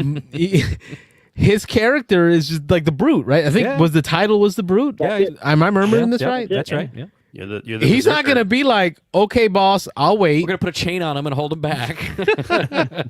let Nick get the chest. That was fun. It was a memorable moment. And then here's the thing: that was like 3.5 years ago, and we're still talking about it. Oh yeah, so I'm glad you did. It's memorable. Right? Yeah. You know, so. I think you after would have the thought first, out of a diceless game, you get that enjoyment. Get a story moment. Oh, yeah. I think after the first mission of Jaws of the Lion, my wife was like, "Yeah, we're house ruling that the gold gets picked up at the end." Oh, really? This goes against every RPG I've ever played. Yes. Yeah. No, that's funny. So, what are your opinions? I agree with Rob. Yeah, go ahead. I agree with Rob. Though it's if I knew I didn't have to take time to loot during the scenario, then that would completely change what card you pick and the pacing of the scenario. So I agree with Rob that it's definitely very much on purpose a balancing act of if you take time to loot during the scenario, that is time you're spending that you're not moving forward on the scenario, and that's part of the game. But yeah, yes. And some of those scenarios are long enough. I love me some Frosthaven, love me some Gloomhaven, but some of those scenarios that we played, we were in them a good 3 hours. And I mean, I imagine if you now add on to that an infinite amount of time or turns to go pick up loot, or I guess I don't know if you're saying that you just in the scenario and you pick up everything that's already there, but it's just a game mechanic. It's something they made a decision and they went with it. So for my wife and I, we were RPG players, so like. If there's gold on the ground at the end of you killed the big monster, you get the gold. Just get it automatically. Yeah. Okay. Sure. You know, and that's not bad though. I don't because part of what I didn't like about Gloomhaven was the loss aspect. Yeah. Losing an adventure means you have to redo an adventure, and I know we didn't lose one when we played together, but just that idea really bothered me. Yeah. So by getting that extra gold, you're getting treasure faster. You're better at the game. Less odds of losing an adventure. Yeah. I think it's a great house rule for running through Jaws of the Lion is fun. Wayne, beans and dice on the couch, I'll allow it. There you go. There you go. No, but just wrapping up the Frosthaven thing, I actually will say once we got through the rules and everything did kind of click and make sense, we started playing we went ahead and did what it equates to a tutorial, even though I think me, Rob, and Joe didn't need a tutorial. Yeah. It was nice. It was content that we got to play. Yeah. And that it did kind of like immediately settle right back into, oh look, now we're playing Gloomhaven. This is nice. Yep. You know, we even joked we sat in the same spots at the table. I told the guys like, pick now if you want a different seat because you know we're going to lock into in the same seats for 2 years. Yeah, we never switched positions, so it's like I knew where I came in and sat down. Joe came in and sat down at his seat, and then Nick was like, "Well, feel free to mix it up." So I was going to warn you, but it is after dark. Go ahead, talk more. Oh yeah. No, yeah. Rob's pillow was right there. You know, that's what I'm saying, you know? That's why I couldn't. Forgot I had left my pillow. I went and sat down. I was like, "Oh my god, my pillow's still here." So it was nice. That was what I brought over and left there 3 years ago, so it's just still there. And Wayne, you talked about it having Gloomhaven. You have to have a place that you leave it set up. Yep. to the point where Rob even leaves his own ass pillow. Oh yeah, ready to go. 3 years later, I've got still Taco there. Bell. They're tucked away. When I come, sometimes I pull my Taco Bell out, and it's fire sauce. And, a couple weeks later, still good. Still good. Got a little Taco side Bell. bag of sauces that he has. Yeah, absolutely. Yeah, but no, good times. I don't know if Carlos can pull it up, but just a shout out to Nick on the Discord. Nick did something that was really cool. So he asked me when we finished Frosthaven. That was about I don't know how many months ago. 8 months, 10 months, 12 months ago. You mean Gloomhaven? Yeah, Gloomhaven. I'm sorry, not Frosthaven, Gloomhaven. Yeah, I was like, whoa, already finished that? That was fast. Yeah, Nick asked me when we were finishing up, he's like, are we done with this? Do you want to do anything with this? Do you want to take it home? And I was like, no, we stickered everything. We did the thing. And I assumed Nick was wanting to play with his kids or was wanting to kind of reset it a little bit and mess around with it. But I didn't know, little did I know here, the picture, Nick actually bought had a frame. I don't know if he had a frame or bought a frame with a big plexiglass in it. He took our board, our stickered final board, and he put it in there. And then he took all of the road events and the city events. As we were playing, I was putting all the ones that we did in a separate envelope just to kind of separate out, and he took all of those and pasted them in a collage in the background. And then he took our 3 starting characters, the very first one each one of us played with. He had to sign them with a Sharpie. And the brute. He put those in there, and so is this when Joe took over for me? I don't think Joe was there that night. Yeah, no, he wasn't there the first. So I think game, Joe took over when I kind of after the second game rage you quit. Yeah, you got out. Joe jumped in, and so that was really cool, Nick. I appreciate you doing that. And he told me I could take it home, and I told him I'd be happy to take it home. Hey folks, stop right there, right by Rob. There's Taco Bell in the background. Oh, there is Taco Bell. There it is. There it is. There it is. Oh, yeah. Let's get in there. Oh my God. Oh yeah, very, very cool though. Yeah, I gotta get my stomach out of the way there, but you try. The Taco Bell's supposed to be gonna there. make us sick. There we are. You're scrolling all over the place. But anyway, I gotta get it. Right cinnamon twist in the back with the fire sauce, baby. So anyway, but that was very cool, Nick. I appreciate you doing that. And then Nick's gonna actually hang it, I think, in the area where we're playing. And then in a couple more years when we're done with Frosthaven, I'll take this home. But yeah, really cool. Yeah, no, my pleasure. I think it's just so neat how it's like it's our play of Gloomhaven kind of there in the frame. So got a little Taco Bell stuck in my teeth there. Yeah. Oh my God, I can't look at this. Anyway, yeah, that's a great setup. Great collage. Yeah, that was cool. I had to make it weird. I like Kyle's comment that he just made. I think you guys should Oh, follow I haven't along seen with it yet. that. Let's He see. said should guys tweet it out or put it on Facebook and tag Isaac Childress because that'd be kind of that cool. may be a thing. Actually, we may need to do that because Isaac Childress may pick up on that and see it and put that up somewhere. So that's really cool that you did that collage. Going to a convention, just take it with you guys. Yeah, take it off the wall and carry it around. It's pretty large. I'm sure he'd much rather see that in person. Yeah, I mean you can see the perspective there. I mean it's a large board. It took up a big chunk of his table, and that's a table that Nick made that we play on. That is a heavy table. Oh yeah, folks. it's a big old wooden table, and so we keep the game set up there pretty much permanently. Gloomhaven lived there for 2 years, and that's one of the things that made it so easy for us. They have children that have been born. Oh yeah, since that game got set up. Absolutely. Crazy. But yeah, that's our little spot there in the detached garage that we take over. So did you get the first sort of mission then done and moving into the next, or we got Scenario 0, which was just kind of the trainer. They said that if you've never played before, play Scenario 0. If you have played before, you can skip straight to 1. But we decided for the idea of just being completionist, we wanted to do it. And then the second thing is there were a couple of resources you could pick up, so you got a little bit of a head start going into the full regular campaign. So we did that. We haven't gone to Scenario 1 yet, so that'll be our next session. Yeah, we also started the night by going through the rules and then forming our party the first time. So in the first place, none of us had actually done a ton of research on the 6 starter classes. On purpose. I had not looked. I had not done one Google search. Didn't know one thing. Couldn't name any of the classes. So we spent a good bit of time, picking what are we going to start with. So by the time it was time to actually start a scenario, it was like already 9 o'clock. So we decided to just do the little tutorial, which was nice. Yeah, and I've it was fun though. Intentionally tried to stay away from any kind of content on this one. I want to be surprised about everything. And it's funny because I watched our friend Christian Adventure Gamer, Daniel Cervantes out of Indiana. Yep. unbox Oh yeah. the whole thing I had because no- I don't care about the spoilers. Like I want to see what's in this box. Nope, I stayed away from all that stuff, so I had no idea. That's why I even texted the guys the night before. I was like, all right, do you want me to go ahead and open this thing and punch it, or do you want me to bring it and then we'll all punch it together and explore together? And they were like, no, go ahead and punch it. That'll save us some time. And me, Emmy, my middle child, and Ian, my youngest, spent a good hour and a half between the three of us punching the 27 punch boards that came in it. So 27 full Gloomhaven size punch boards. I mean, I don't know, it was a couple of feet by one. I mean, they took up that whole Gloomhaven box. 27 of those, all those tokens. They give you bins to store everything in. You have to go. They tell you what to shuffle in each of the decks. So we pulled out every one of the decks, shuffled up cards, had it all ready to go. So, but it took us instructions on how to prep the game before you. Oh read yeah, the regular game instructions. yeah. It was an hour and a half for three of us working on it to set it up just to get it going for the first play. So. The instructions before the instructions. Exactly. Yeah. Yes, that's what that is. There was a 4-page book in it that told you how to pack everything back in the box, and yep. Good times.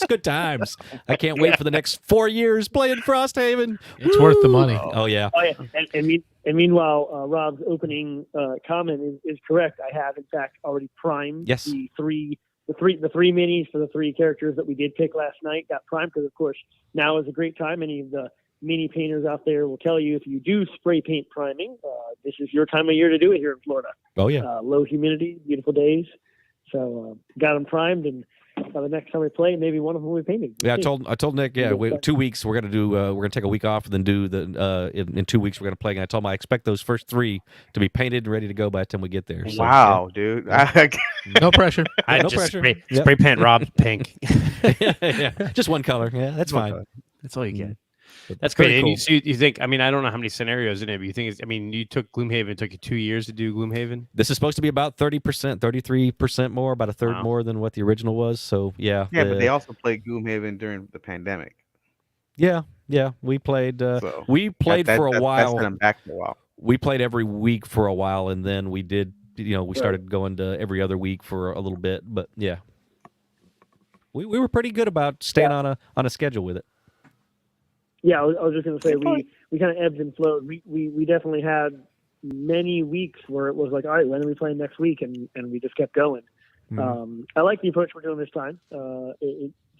Setting on every other week plus whenever else we can fit it in. Yeah, if we get bonus plays in. I think that's part of what scared me too. You know me, I'm afraid of commitment. I'm afraid of commitment. Yeah. Oh yeah.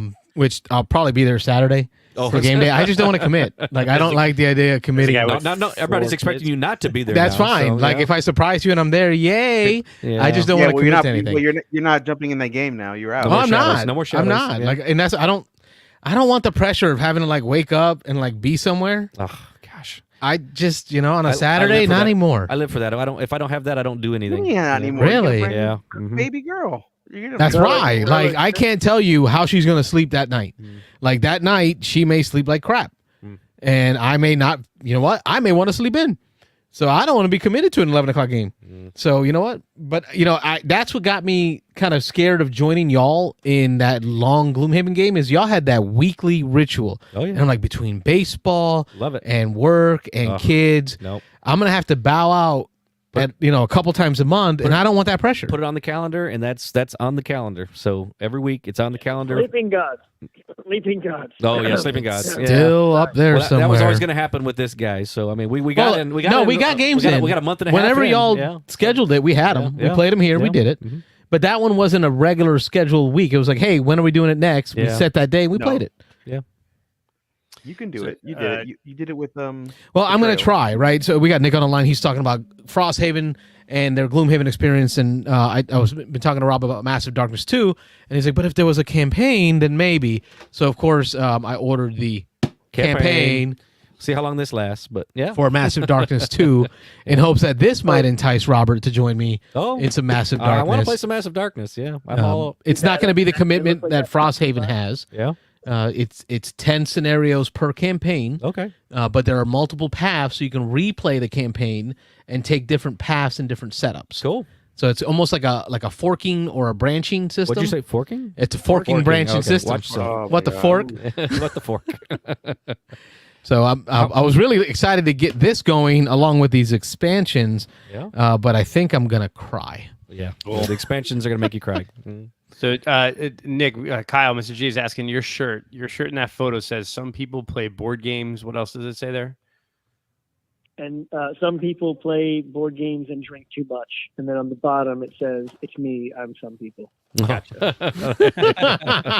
There you go. I like that. I didn't even That read it is the other awesome. night. I didn't even read it last night. Yeah. It's funny. I actually have a surprisingly sparse number of board game related shirts, but this one really hits me perfectly, the board game and the drinking. So Nice. I'm thinking now I got to ask where you got it from because I kind of need one of those. Wayne's a t-shirt connoisseur. Yeah. No, it's good. It's good. Probably Amazon. Well, maybe not. Maybe that might have been a gift from someone. I'll hook you up though. I'll find it. You know. All right. Well, I'm gonna let you guys go. Go on to your next call. All right, Thank you, Bobby. We appreciate you. Thanks for calling. Absolutely. I'll see you guys again soon. And he's gone. I pushed the button. You got him off. So that was an 18-minute call. That was cool. Yeah. That flew. That was call good. Yeah, flew that by. That one went quick. Yeah, got me excited.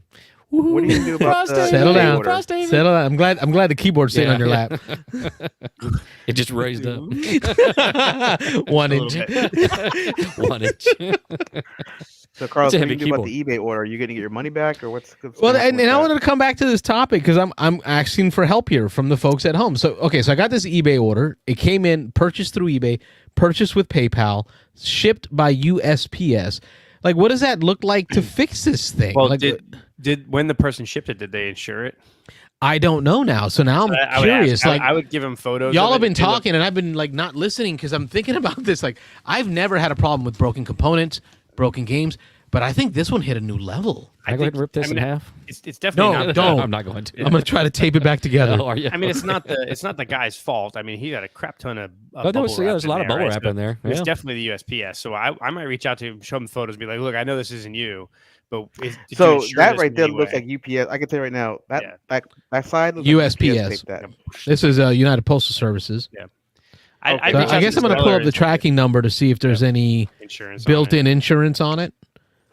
And then I'm just going to start documenting pictures, right? That's a thing? Document with pictures? Yeah. I would.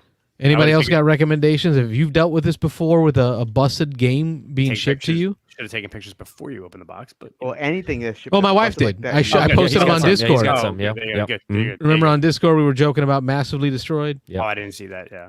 Oh, yeah. Missed it. Yeah, But, it was I mean, punny, but you missed it. It's not. Massive darkness. Now, No, but I at the end of the day, let's say USPS doesn't Insure it. honor the damages that they did. I'm wondering, does PayPal or eBay, has anybody had experience with that, where skipping the shipper, going right to, your PayPal agreements, your eBay agreements? Do you know if those carry any protection That's up for to you, damage man. during shipping? You can fight. You can fight PayPal on it, and you can say, "Hey, I got you. I want my money back." You can deny the charge, saying because it's Nah, probably see, but that's not cool for the guy who sent it to me. The pictures right. he had, the I said game it was was in up good to you shape. to do that. Oh, If you're he saying I insure it- could do a dick move. Well, I mean, if I would he, say if if he he insured it insured, first. then it doesn't. If he insured, then he's fine. I'll reach out to him. He'll get- Okay, so he'll- for the folks at home yeah. that might deal with this, so what's step one? Reach out to the person that bought it. Hey, I want to let you know it looks like this. Shipped it. I know you didn't do it. Do you know if there's insurance on the package? Right, and I think even if you don't insure it, there's a limited amount of like potential from USPS that you could put a claim in for. So I would start looking into that, like damage claims from USPS. Here's the Necromancer dashboard. Yeah. So you can see, Yeah, it's a little bent up. and then look at the tears in the paper. Let me make myself large. That's kind of thick cardboard. It's not like that's It a little is. thin cardboard thing. That's that took quite a blow. I mean, that's a pretty After heavy dark, blow baby. to do that. Here's here's the arm. Basically, they taped a giant hole. I mean, look at that. That's an arm off a Mini. I don't even know what Mini's missing his arm. Rob, help me out there. Yeah, I can. I mean, and Here's a token. I would definitely reach out to the seller. I mean, it's been years since I sold anything on eBay, but when I used to sell stuff on eBay, I would take photos of the package before I dropped it off to USPS or UPS or whatever I did. Now, he did So that- charge extra for the pre-punching. Yeah. It came to you pre-punched? Yeah. So anyway, the seller may have photos of the box before it was That'll mailed, show very well, but yeah. and it would show the difference. That should be straight, I think, and flat, and it's got about 3 different bins in it. Yeah. And then, see, it's got me worried now because I'm looking at the other box, which I called rough but not destroyed. But looking at this box, I'm worried about opening this thing, and I didn't even think about that. The dashboards that come in these games for these in Massive Darkness 2, what separates Massive Darkness 2 from most other dungeon crawlers is not the dungeon crawling experience. It's the player character. So it's a really generic dungeon crawler experience. It's almost what's the game I'm thinking of, Rob? The video game. I don't know. There's so many. Oh my God! Kill the monsters, stomp them, take their treasure. Video game. Diablo. It's very Diablo-esque. The whole goal is to kill the monster, take the treasure, level up, get new weapons, and just kind of like blast through the dungeon. So that's not anything special, right? It isn't huge. It's the player characters. Each individual player character in Massive Darkness 2 has a different mechanism for how they play the game. The rogue uses a bag building system. As they level up, as they get new items, they add new tokens to their bag. They draw tokens every turn. Those tokens are going to tell them what they can do on that next turn better, like it boosts certain actions. The wizard works off of a Mancala system with a rotating dial. His wizard amulet allows him to cast spells, but in certain order. So almost like a what do they call that? Rondelle. A rondelle? Like a rondelle. Yeah. Mm-hmm. And you can pay mana to move that rondelle. The barbarian plays off of a rage mechanism. Every time you take damage, it turns into rage tokens. You use those rage tokens to attack. The paladin consecrates spaces. So he blesses them, and he uses his new upgraded skills. So if he puts one of these 3 that he has available to him, consecration tokens, he can consecrate an area and give it a blessing. So I want to make this area have more movement. I want to have this area give healing. I want to have this area give combat boost. So you got to decide when to consecrate what area based on what the players are going to do. Right there, those are some examples I'm going to give you. That's the reason I bought this big box of expansions. Because I want these different player characters that play with different mechanisms. And when your dashboard, that's a new mechanism. That's a mechanism. Trying to figure out how to hold the token on there. Yeah, how to make a token stay on the dashboard. That worries me. Yeah, it's a little disheartening. Yeah, it kind of sucks. You're expecting something, you're excited about it, and then that comes in, and that's got to ruin it. First time for me, and I've had busted boxes. I don't care about busted boxes. Yeah, my Massive Darkness rulebook, it's taped up. Like day one, I'm reading the rule books on the lazy boy in the front room, and I fell asleep. Nice. Well, guess who showed up next to me while I was sleeping? Yeah. My smallest, my baby, my 18-month-old. She walked right up to my seat, saw me sleeping with a book in my hand, grabbed that thing out of my hand, and I suddenly woke up, and I'm like, "Where's my book?" I looked down, and she had tore it up. Nice. So the whole book is all taped up, and I don't care. That doesn't bother me. But I think I finally found my threshold. I found my threshold. I found my threshold. This is the first time I've ever bought a game that had damage. I have cards that are damaged. I don't care. Oh, back. This. Go back one picture. Go back one. Maybe that's where the arm came from. one of those extra arms hanging out there or something. Yeah. They had a few to donate. Yeah. So share with y'all folks at home. Share. Have you dealt with this before? Share in the Discord. If you got any tips for me that you've done, what worked for you for ensuring, some kind of a rightness to this. Yeah. Help me out. It's a tough one, man. I think let it go. Take the photos and then reach out to the seller because he probably took photos before he shipped it. So he showed the the eBay photos. I can show the eBay photos. I'm gonna go download those now. Yeah, but I'm saying like the big box. Right. Like when I used to mail boxes on eBay when I sold years ago, I would package it up, photograph it before I dropped it off so that if there was an issue, it was, hey, no, when I dropped it off, this is what it looked like, so he may have, so if you have that plus what it came as, then it happened in transit. It happened in USPS. You can prove it. Yeah. My son and I have been having so much fun. It was his birthday this past weekend, and we played the crap out of some Massive Darkness. And, it's fun because I got to watch him play a couple different characters and make decisions. He's 12. Make decisions on, you know what? I don't like this character. I don't like how the Archer works. He didn't like the Ranger. I didn't talk about the Ranger. The Ranger deck is fun, I think. It's like blackjack. You're going to flip a card every time you shoot with your bow and arrow. And the idea behind it is every time you draw a card, it's almost like pulling on the bowstrings, pulling back on the bowstrings. If you get exactly 7 revealed arrows, and there's anywhere between 1 and 4 arrows on each card, if you draw exactly 7, you got a perfect bullseye shot. You're going to do critical damage, and for every card you flipped, they're going to have on the critical level a different additional bonus damage you're doing. And you get all of them. So the more cards you flip and you get to 7, the more stuff you're doing. But if you decide, you know what, I'm not going to pull all the way back to 7, I might shoot at 6 or 4 or 3 and play it safe, you shoot out of the middle range, it's a shot. You shot. It's less than powerful. But you're going to get some bonus to it. Not a lot, some bonus on each card that you drew. Every card, the middle section, you get to use that. But on the overload, if you go to 8 or more, you bust it. And every card has something bad that happens to you. So the more cards you've drawn and you busted, that's like 4 or 5 different individual penalties. Wow. So when he busted his first 4 shots, because, he's 12, he's like, I'm pulling that thing back. Okay, Bobby, you're at 6. Like, odds are not good. Hit. Do it. He's like that guy at the blackjack table. Yeah. Hit me. Messing up everybody else's game. Right. I'm like, bro, I'm trying to win this game. And bam, he bust, and he took all that damage. He's on fire. He's frosted. He took wounds. It made him frustrated. So to see him start to think this is not a mechanism that is in my style of gaming, I'd like to try the Paladin. Okay. That's fun to see. Right? Watching your kids kind of think out games. That's why I'm happy about Massive Darkness, and maybe that's why I'm so sad about what I'm seeing here. I saw a game that he and I could play together for a long time. It's still there. It's there. William, you jumped in on the show, late into the show, popped into the chat, said hi. Any topics for the folks at home? Anything you've been gaming? We postponed the kill team at the cafe for now. Due to we need more people. One, and Dan, I think he's taking the weekend off. Yep. So he's actually going to get some games in. Dan, from your turn. Yeah, we're going to play some games at the monthly meetup this Thursday. It was kind of weird how that went down, Rob. You were talking about second Saturday game day.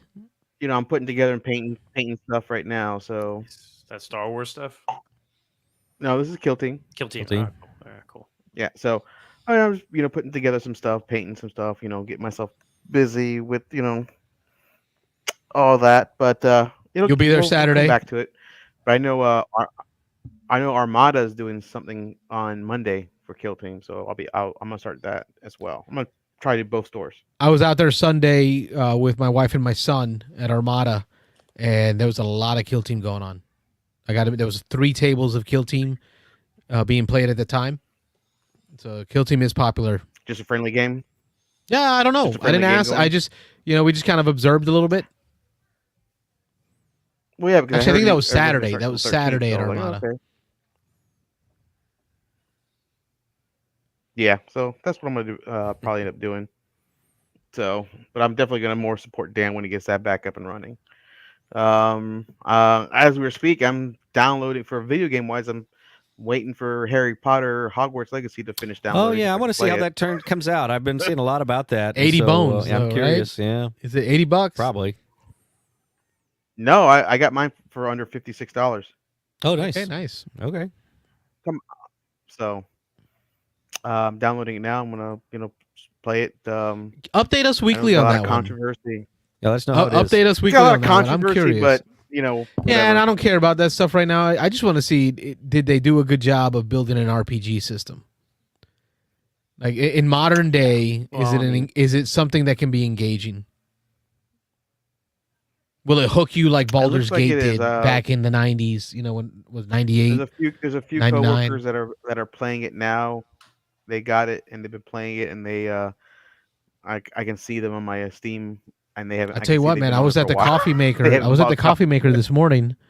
Yesterday morning at work. The one coffee maker they have in the cafeteria, and there was a few folks roundtable talking about it that I would have never guessed were video gamers. Really? Like, and I get it. Don't judge a book by their cover.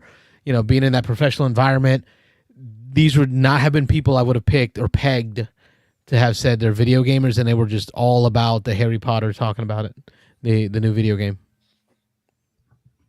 Yeah, and the IP there is going to bring in people. It looks like it's going to be also, interesting. I think it's going to bring a lot of people who probably really won't play the game.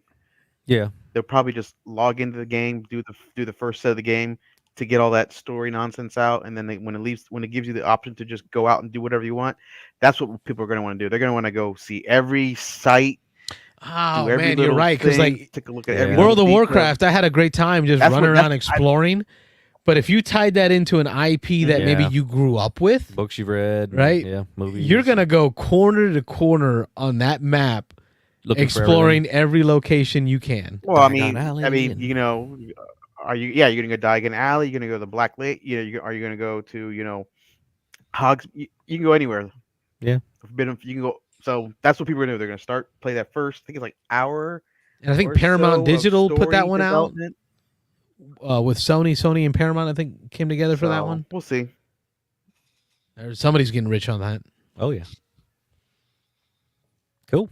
Good call out. Well, we'll see how it is. I'll definitely log into that. That'll be my video game for the time being. But yeah. Wayne, I talked Massive Darkness. Can't wait for Saturday. Rob talked Frosthaven. So we got to talk about our dungeon crawlers we're looking for, that we're excited about. I think I want to give Massive Darkness, because I was thinking about the ranking board today, games that I recently played. I want to put Massive Darkness up there. You want to give it more time, though. Right, because I don't want to do... Well, you're going to be playing off it enough where you can move it each time you play that's it. a good point. That is valid. So put it up there is not a bad let's thing. say I call it 21 for now. Carlos adjusted the board, just so y'all know. Every time I come again, something's got to change. So we had like 24 on. I kept saying 25 last time. I miscounted. We had 24 and 24, I think. But so I show up today, and we're back. Now we're down to 20. He's like, I just took the bottom 4 off. We're just doing 20 now. I'm like, okay, all right. Without questioning, he just ripped off the bottom 4 of your games. I felt a little hole. I was like, hold on, where's such and such? Oh, it's off the bottom. Disturbance in the force. Yeah, it's just gone now. I was like, oh. Well, my thought was this. I've been watching, and I guess with the new year, Tom Bassels does his top 100 games of all time, right? Yeah. I feel like many other channels use this time of year when he's doing that to do their top games. So I've been just inundated with my top 10s, my top 20s, my top 15s videos that I've been watching of all the different content creators I subscribe to. Yeah. And we've never done that. No. 2 years doing this now, 3 years. We got to do it in the middle of the year because everyone's doing it now. Yeah. Wait. Do it all. Yeah. Do it when no one else is. Yeah. For all those people who are starving for their top 10 lists. Yeah. My man, there you go, right there. Yep. But I'm thinking, man, I just don't like the exercise. It doesn't seem right to list all those games out last minute at the end of the year and kind of not get it right. But I started thinking we could really use this board, Rob, so that by the end of the year, here are the top 20 games of the games we played in 2023 and where they ended up. Yeah, games played. Do you wipe the board at the end of the year and start fresh every year? We may have to. Yeah. That may be the thing. Is just kind of reset at the beginning of the year and start again. And here because what I was thinking about is you watch that top 100 games of all time, right? I love my Twilight Imperium. I love Clash of Cultures, but I don't think I got a play of it in 2022. When's the last time you played it? Yeah. So how can I put it on my top 20 games? Yeah, you did. If I never even played it that year. You played Cultures at Dice Tower, so I did play Cultures. Yeah. I think some of the Dice Tower people, there's games in their top 100 that they didn't play this past year. Oh yeah, they say that. I know they mentioned several in their top 100 list that I haven't played that one in 3 or 4 years. But that's why this one fell down because I haven't played it recently. But it's definitely my top game. I don't know how I feel about that. If it is in your top 10, top 20. Too many games. You can't. Even in your top 20? Yeah. In your top 20, if you didn't play it that year, is it really in your top 20? Oh, it is. Yeah. Yeah. I would say strongly yes. Really? Just because you haven't played it recently. There's too many games. No, I don't mean recently. I mean in the year. Yeah. Well, year would be recently for me, but yeah, I consider that recent. I would think so. Yeah. I would say a year's recent. If you tell me that Castles is your number one game and you didn't play it in over a year, I got to call BS. No, I disagree. Because I mean, I've been playing Castles for 15 years, so there's definitely several years in there where I didn't play a copy. Might take a year off. Yeah. Might take a year. There might be even a couple of 2 or 3 years where I didn't play it. I don't know. If Krispy Kreme's is my favorite donut, and I don't eat it for a year, I don't care. Keto be damned. When you're diabetic, you can't eat it. Krispy Kreme is my favorite donut, and I haven't had it in 2 or 3 years. But it's I cannot say that it is not your favorite donut anymore. Oh, it is. It is. It is. Krispy Kreme's has the right to leave you. If I had the choice of that or anything else, I would take that. I just haven't had the opportunity. So wow, you make the opportunity for what you love. Oh, it can be my favorite and not be something I love. My favorite of something doesn't mean I love it. I mean, you can have a favorite what's something bad. You can have a favorite something bad. But it's after dark, but we're not going there. Yeah, exactly. Yeah. Favorite pile of shit, but yeah. But I don't know. So organically, I'm hoping that this list will, by the end of the year, represent maybe not your favorite games of all time. No, that's not. But your top 20 played in 2020. Played in the last year, yeah.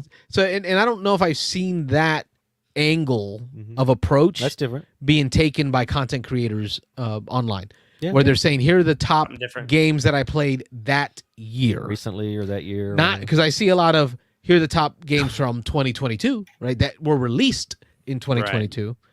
But what did you play? What did you enjoy the most? Whether or not it came out in 2022 or not. So let's see if this works out for us. Yeah. And it's okay because by next week I'll change it anyway. Yeah, it'll be different. Yeah, for sure. Yeah. If you make it to July, I'll be shocked. Oh no, July. I think Kyle, if you say Hortons, I'm going to punch you. If Hortons is your donut of choice, we're going to have a problem, sir. No. Krispy Kreme's overrated. Is that what he said? I think you should keep this format. I think it's different. It's a good format. Other formats, Well, I mean, so you don't have to have my top 20 of all time or top 100 all time because everyone else got it. Just make it to where these are the games of this year that I played, whether it be games that I love from my, top 100 list or not. This is the games of this year that I played and my ranking for this year. You know what? This is the top 20 YTD year to date. Yeah. Our top 20 YTD. Now I just need like a Casey Kasem. We can work on that. I think that's great because because the board gaming community and board games in general, there's too much coming out. Oh yeah. So what are you gonna it's a more use the word spontaneous and volatile chart. So people will be more interested and say, oh well, it's organic. Yeah, just let it build on its own. You can always have your top most favorite games of all time. You may not play the game all the time because there was 100 games that came out this year. You were trying to play the 100 I do have a game to add. What I would say too is you definitely the games that fall off. You need to save that somewhere. So at the end of the year, you can say here are the top 20 or 24. Or whatever. Yeah, we got. I think here's all the games that fell off. That fell. Yeah, out, we sharpied them, so they're pretty permanent. We got a little stack going here. Stack up there. Yeah, because we're using Sharpie. You got to do the dry erase, man. So you don't have to buy like 10,000. That's what I told them, but I don't know. But this like it memorializes always it. there. Like, and here's the thing: now that we're over 20 games, right? We're not gonna write it down unless it makes it above any one of these games. Yeah, so we'll talk about games, everything we play. Yeah. But if it's not great, it's not gonna get written down and put on the board. Yeah. So if it does happen to fall off, it was good enough to make it to the top 20, and then come off. Who's to say you're not going to play those same games that you have in your hand? Well, that's what's great. Let's say you do, because part of the rules of the game is if you play the game again. So if Rob happens to play Flamecraft again, can move it. He can now bring it back to the board if he feels different about it. I know he called it too light for what it is, very family, too cute for him. Yeah, too cute. It was the most played game on the Dice Tower cruise, actually. Yeah, that's what they said. Yeah, watch that video. I could see. I mean, it's quick, it's friendly, it's inviting, it looks awesome on the table. I don't disagree with any of that stuff, but I don't know. And again, sometimes you just when you hear so much hype about it, you hear all the talk about it. I just automatically assume there'll be more to the game, and so it's just that expectation. I put something in my head that shouldn't have been probably there, but I just thought it was going to be something more throw burrito. There you go. You can really put that in the garbage right now. Should we pretend like that? Listen, y'all have no idea how much fun we had New Year's Day or New Year's Eve playing Throw Burrito. Like that was, it deserved to make it on that list for the fun that we had that day. Like Tío Carlos, and that's Uncle Carlos in Spanish, brought all the nephews and nieces together, and we had a blast. So it earned its spot. So it'll go back up there on the 30th, the 31st. It might. December 31st. If it goes well, it might. I can't find my Sharpie, so I will save my my update. So I have one. I just was looking it up. Oh, there it is. Found it. I'll get it. Okay, so we got 10 minutes before 11, so we need to go quick. Yeah, I mean we just talked last week how we were not going to go over 2 hours anymore, and now we're pushing 2 hours. So. Yeah, well, you're not going to go over 2 hours. You get to 2 hours. Get an hour and a half, hour and 45. We got 10 minutes, so can we do this in 10 minutes? Yes, we can. All right, so my game that I brought today, I'm not going to do Massive Darkness yet. I'm going to give that one a few more plays, but I'm going to bring in Seven Wonders Duel. Mm-hmm. Great game. I played solo, and I played with Wifey for Seven Wonders Duel. It is definitely making it in my top 20. Just by looking at this board here, so we're gonna get this board up on the screen. Do you mean to stand up and do yours, and you do mine, or what's the deal there? After dark. Do mine, do yours, or do you want it? You got it. You got it. You gotta manually manipulate it. All right, I got this. Go ahead. How do I do this? So you got the camera thing, and then you got the there we go microphone thing, so we can't hear you. Oh no, I'm good. I'm good. If you get up there, okay. Looking at the board. Let's see here. Hang on, let me update this mic. Okay, looking at the board here. It's not going to make it past the top half. I know that. Like I would rather play Shogun and Mosaic and Ethnos than Seven Wonders. Don't get me wrong. Tapestry is where I start asking questions. Tapestry, Potion Explosion, Pitch Card, definitely more than Tiny Epic Kingdoms. It is just a 2-player game though. Yeah, that has to come into the calculation there somewhere. That means you got to get New York 1901 back to the table so you can move it up. That's probably what that means. Yeah. All right, it's going to take the 15 spot. Downforce is gone. 15 spot will be taken by Seven Wonders Duel. Bring in just under Pitch Card. Just under Pitch Card because that's just fun. I think it was like Tom's top 5 Pitch Card was. Oh, yeah. Somewhere in the top 10. And I can see why. So coming off the board today is Downforce. Downforce is coming off the board. And we're replacing it. Number 15 spot was Seven Wonders Duel. Wow. Okay. Well, mine is one I played at the cafe over at Your Turn on was it Saturday or Sunday this week? I don't think you even knew I played it. So this is a big one. Oh, this Blood is Rage. A big one. Yeah. I'm sorry, I spoiled it. We played a 4-player game. We were going to play 5, but Dan had just got the expansion in, and we decided not to go the 5-player because we didn't want to pull it all out of the box for the first time.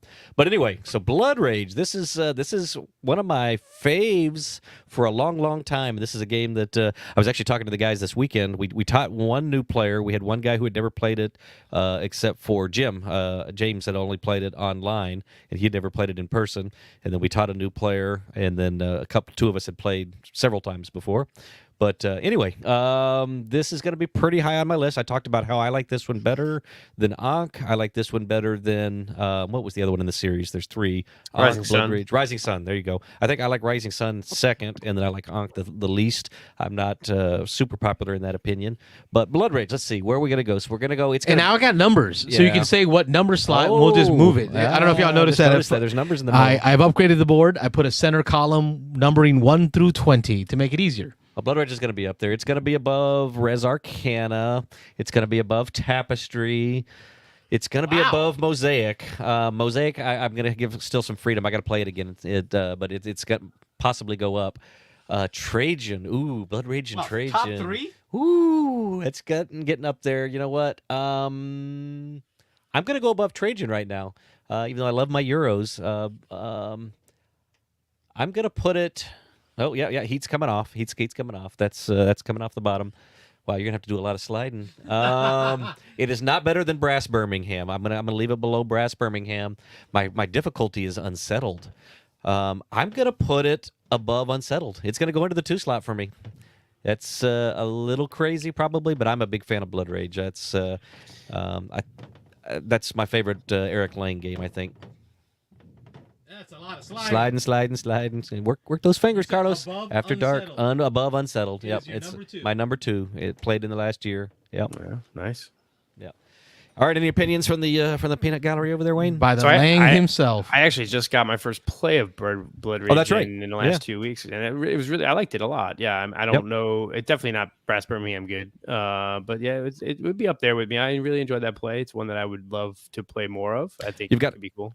You got to get more plays in. This is one you got to kind of know the cards, and so doing it your first time, trying to read all the cards, and not knowing what's like out there. Either play with people that haven't played before, or you have to play with like your experience level, kind of. Yeah, for sure. It was a fun game. I enjoyed it. I picked up on it pretty decently, so it's up there. It would be towards the top of my games played this year.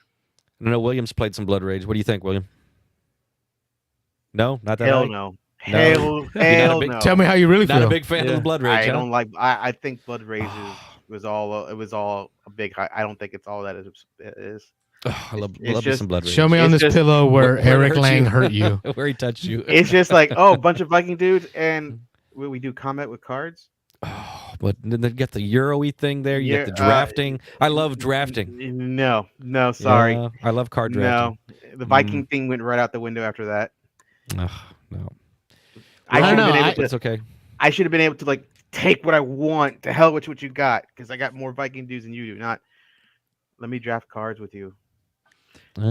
I've actually been thinking a lot about this game lately. Like really? I've been in the last week or so. Really? Okay. I've been remembering the first time we played it, 2-player here when I just bought this house. I started that story. It was like 7 years ago. I just bought this house, and we had no furniture.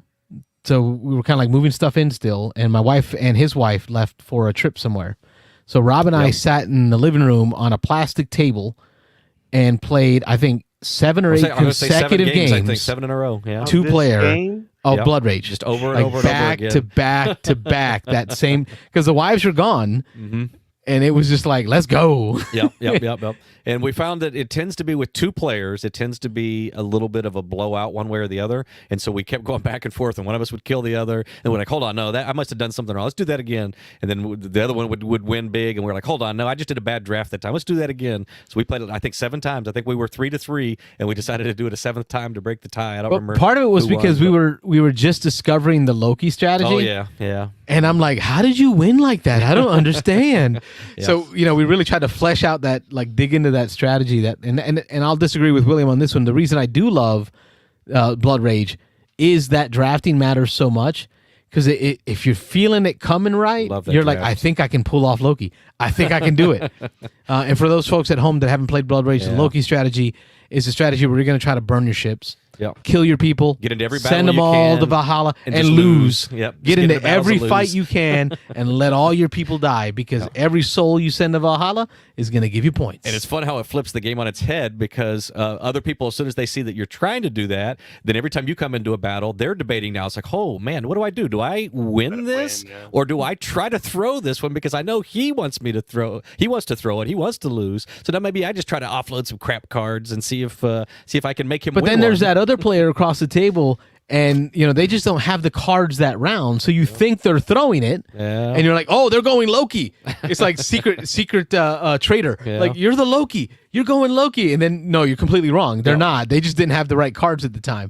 Next time they annihilate everybody. So many facets to Blood Rage. I think we played a 4-player game, and I think James, Odak, and Diego each had a Loki card, so they were both trying to like tank battles left and right. So it was nice. And if 2 people try it, it doesn't work. No. Right. Yeah, one person's got to. It's got to, like, one person's got to do it, and they got to do it well. That's what pisses me off. It's like, I'll be going Loki, and then I see Rob lose a fight, and I'm like, you bastard, crap. You better not be trying to go Loki on me. You stole that card. This is my world. Maybe that's why I don't like it. It's like Vikings don't want to deliberately lose a battle. Yeah. I can't get around that. As long as you do it gloriously, but it's Loki. Yeah. Like, what else do you expect? But it's like they want to they want to get to Valhalla, but not just to throw the fight. So I don't know. I can't get over that for some reason. Yeah. Well, that's our ranking board. Yep. Something like that. Thank you, William, for joining the episode. I want to thank all the callers that called in. Yeah. Good night, Wayne. Thanks for being here. I know you sounded a little under the weather. I know we had the false spring So everybody's dealing with the pollen. Yeah, I No, got mine stuff. mine is every time I travel, my nose is a little screwed up for like a day or two afterwards. So I just flew back from DC. So my Car's nose is covered in like, pollen. The Oh, freaking yeah. trees Yeah. thought we had spring. Yeah, mine too. The stupid trees. Yep. Or it's the air travel grime. Yeah, nah, it's just always like it's just the flight. I always get stuffed up for a day or so. Well, we look forward to hearing from y'all folks next week when we do our show again on Thursday night about all the games that you played at your turn during the game day, as well as the your turn flea market, all the games that you bought. Sunday. So I want y'all to post pictures in the Discord, in the call-in show chat of games you played, of games you bought, and then when you call in the following week, I can pull up your pictures. Oh, yeah. You tell me what pictures you put up there, and I can pull up and show them to folks at home while you talk on the phone. That's cool. So kind of connect it all together. What are your predictions on the game for a Saturday? Shadows over Camelot? Yeah. Gosh, I don't know enough about the game. I've never played it, but I know it's well, hidden. do you think the trader's going to win or Hidden traders? Trader? Yeah. Oh, there can be Well, multiples. We have a full team, so Or none. There definitely will be a traders. Oh, okay. Or yeah, none. that's right. Yeah. Oh, when it's full? When it's full, there's always gonna be one. Yeah. There's always definitely at going to least be one. Yeah. At least one. Okay. Maybe possibly two. It's a good game. Yeah. I'm looking forward to it. It's a So- classic that I've been wanting to play for a long time. So yeah, I'm looking forward to get into it. Are we playing with the Merlin, the whole Merlin expansion too? I don't know. Yeah. Kristen and her husband own it, and so they're bringing it. And I know Rob's just gonna you read the rules and tell me how to play. Yep, just gonna enjoy the experience. It's very simple. That's what I've heard. It's a lot of pointing fingers, but yeah, it's very simple. Yeah. All right, folks. Catch you all next week. Thanks for watching, and have a good night. Bye, everybody. Thanks for watching the Beans and Dice podcast. Don't forget to like and subscribe. Oh, good. Sorry. You know this Sleepy audio is William. going on the podcast, Sleepy William. William. Sleepy William. Yawning on my podcast. Good night, everybody. night. Good night.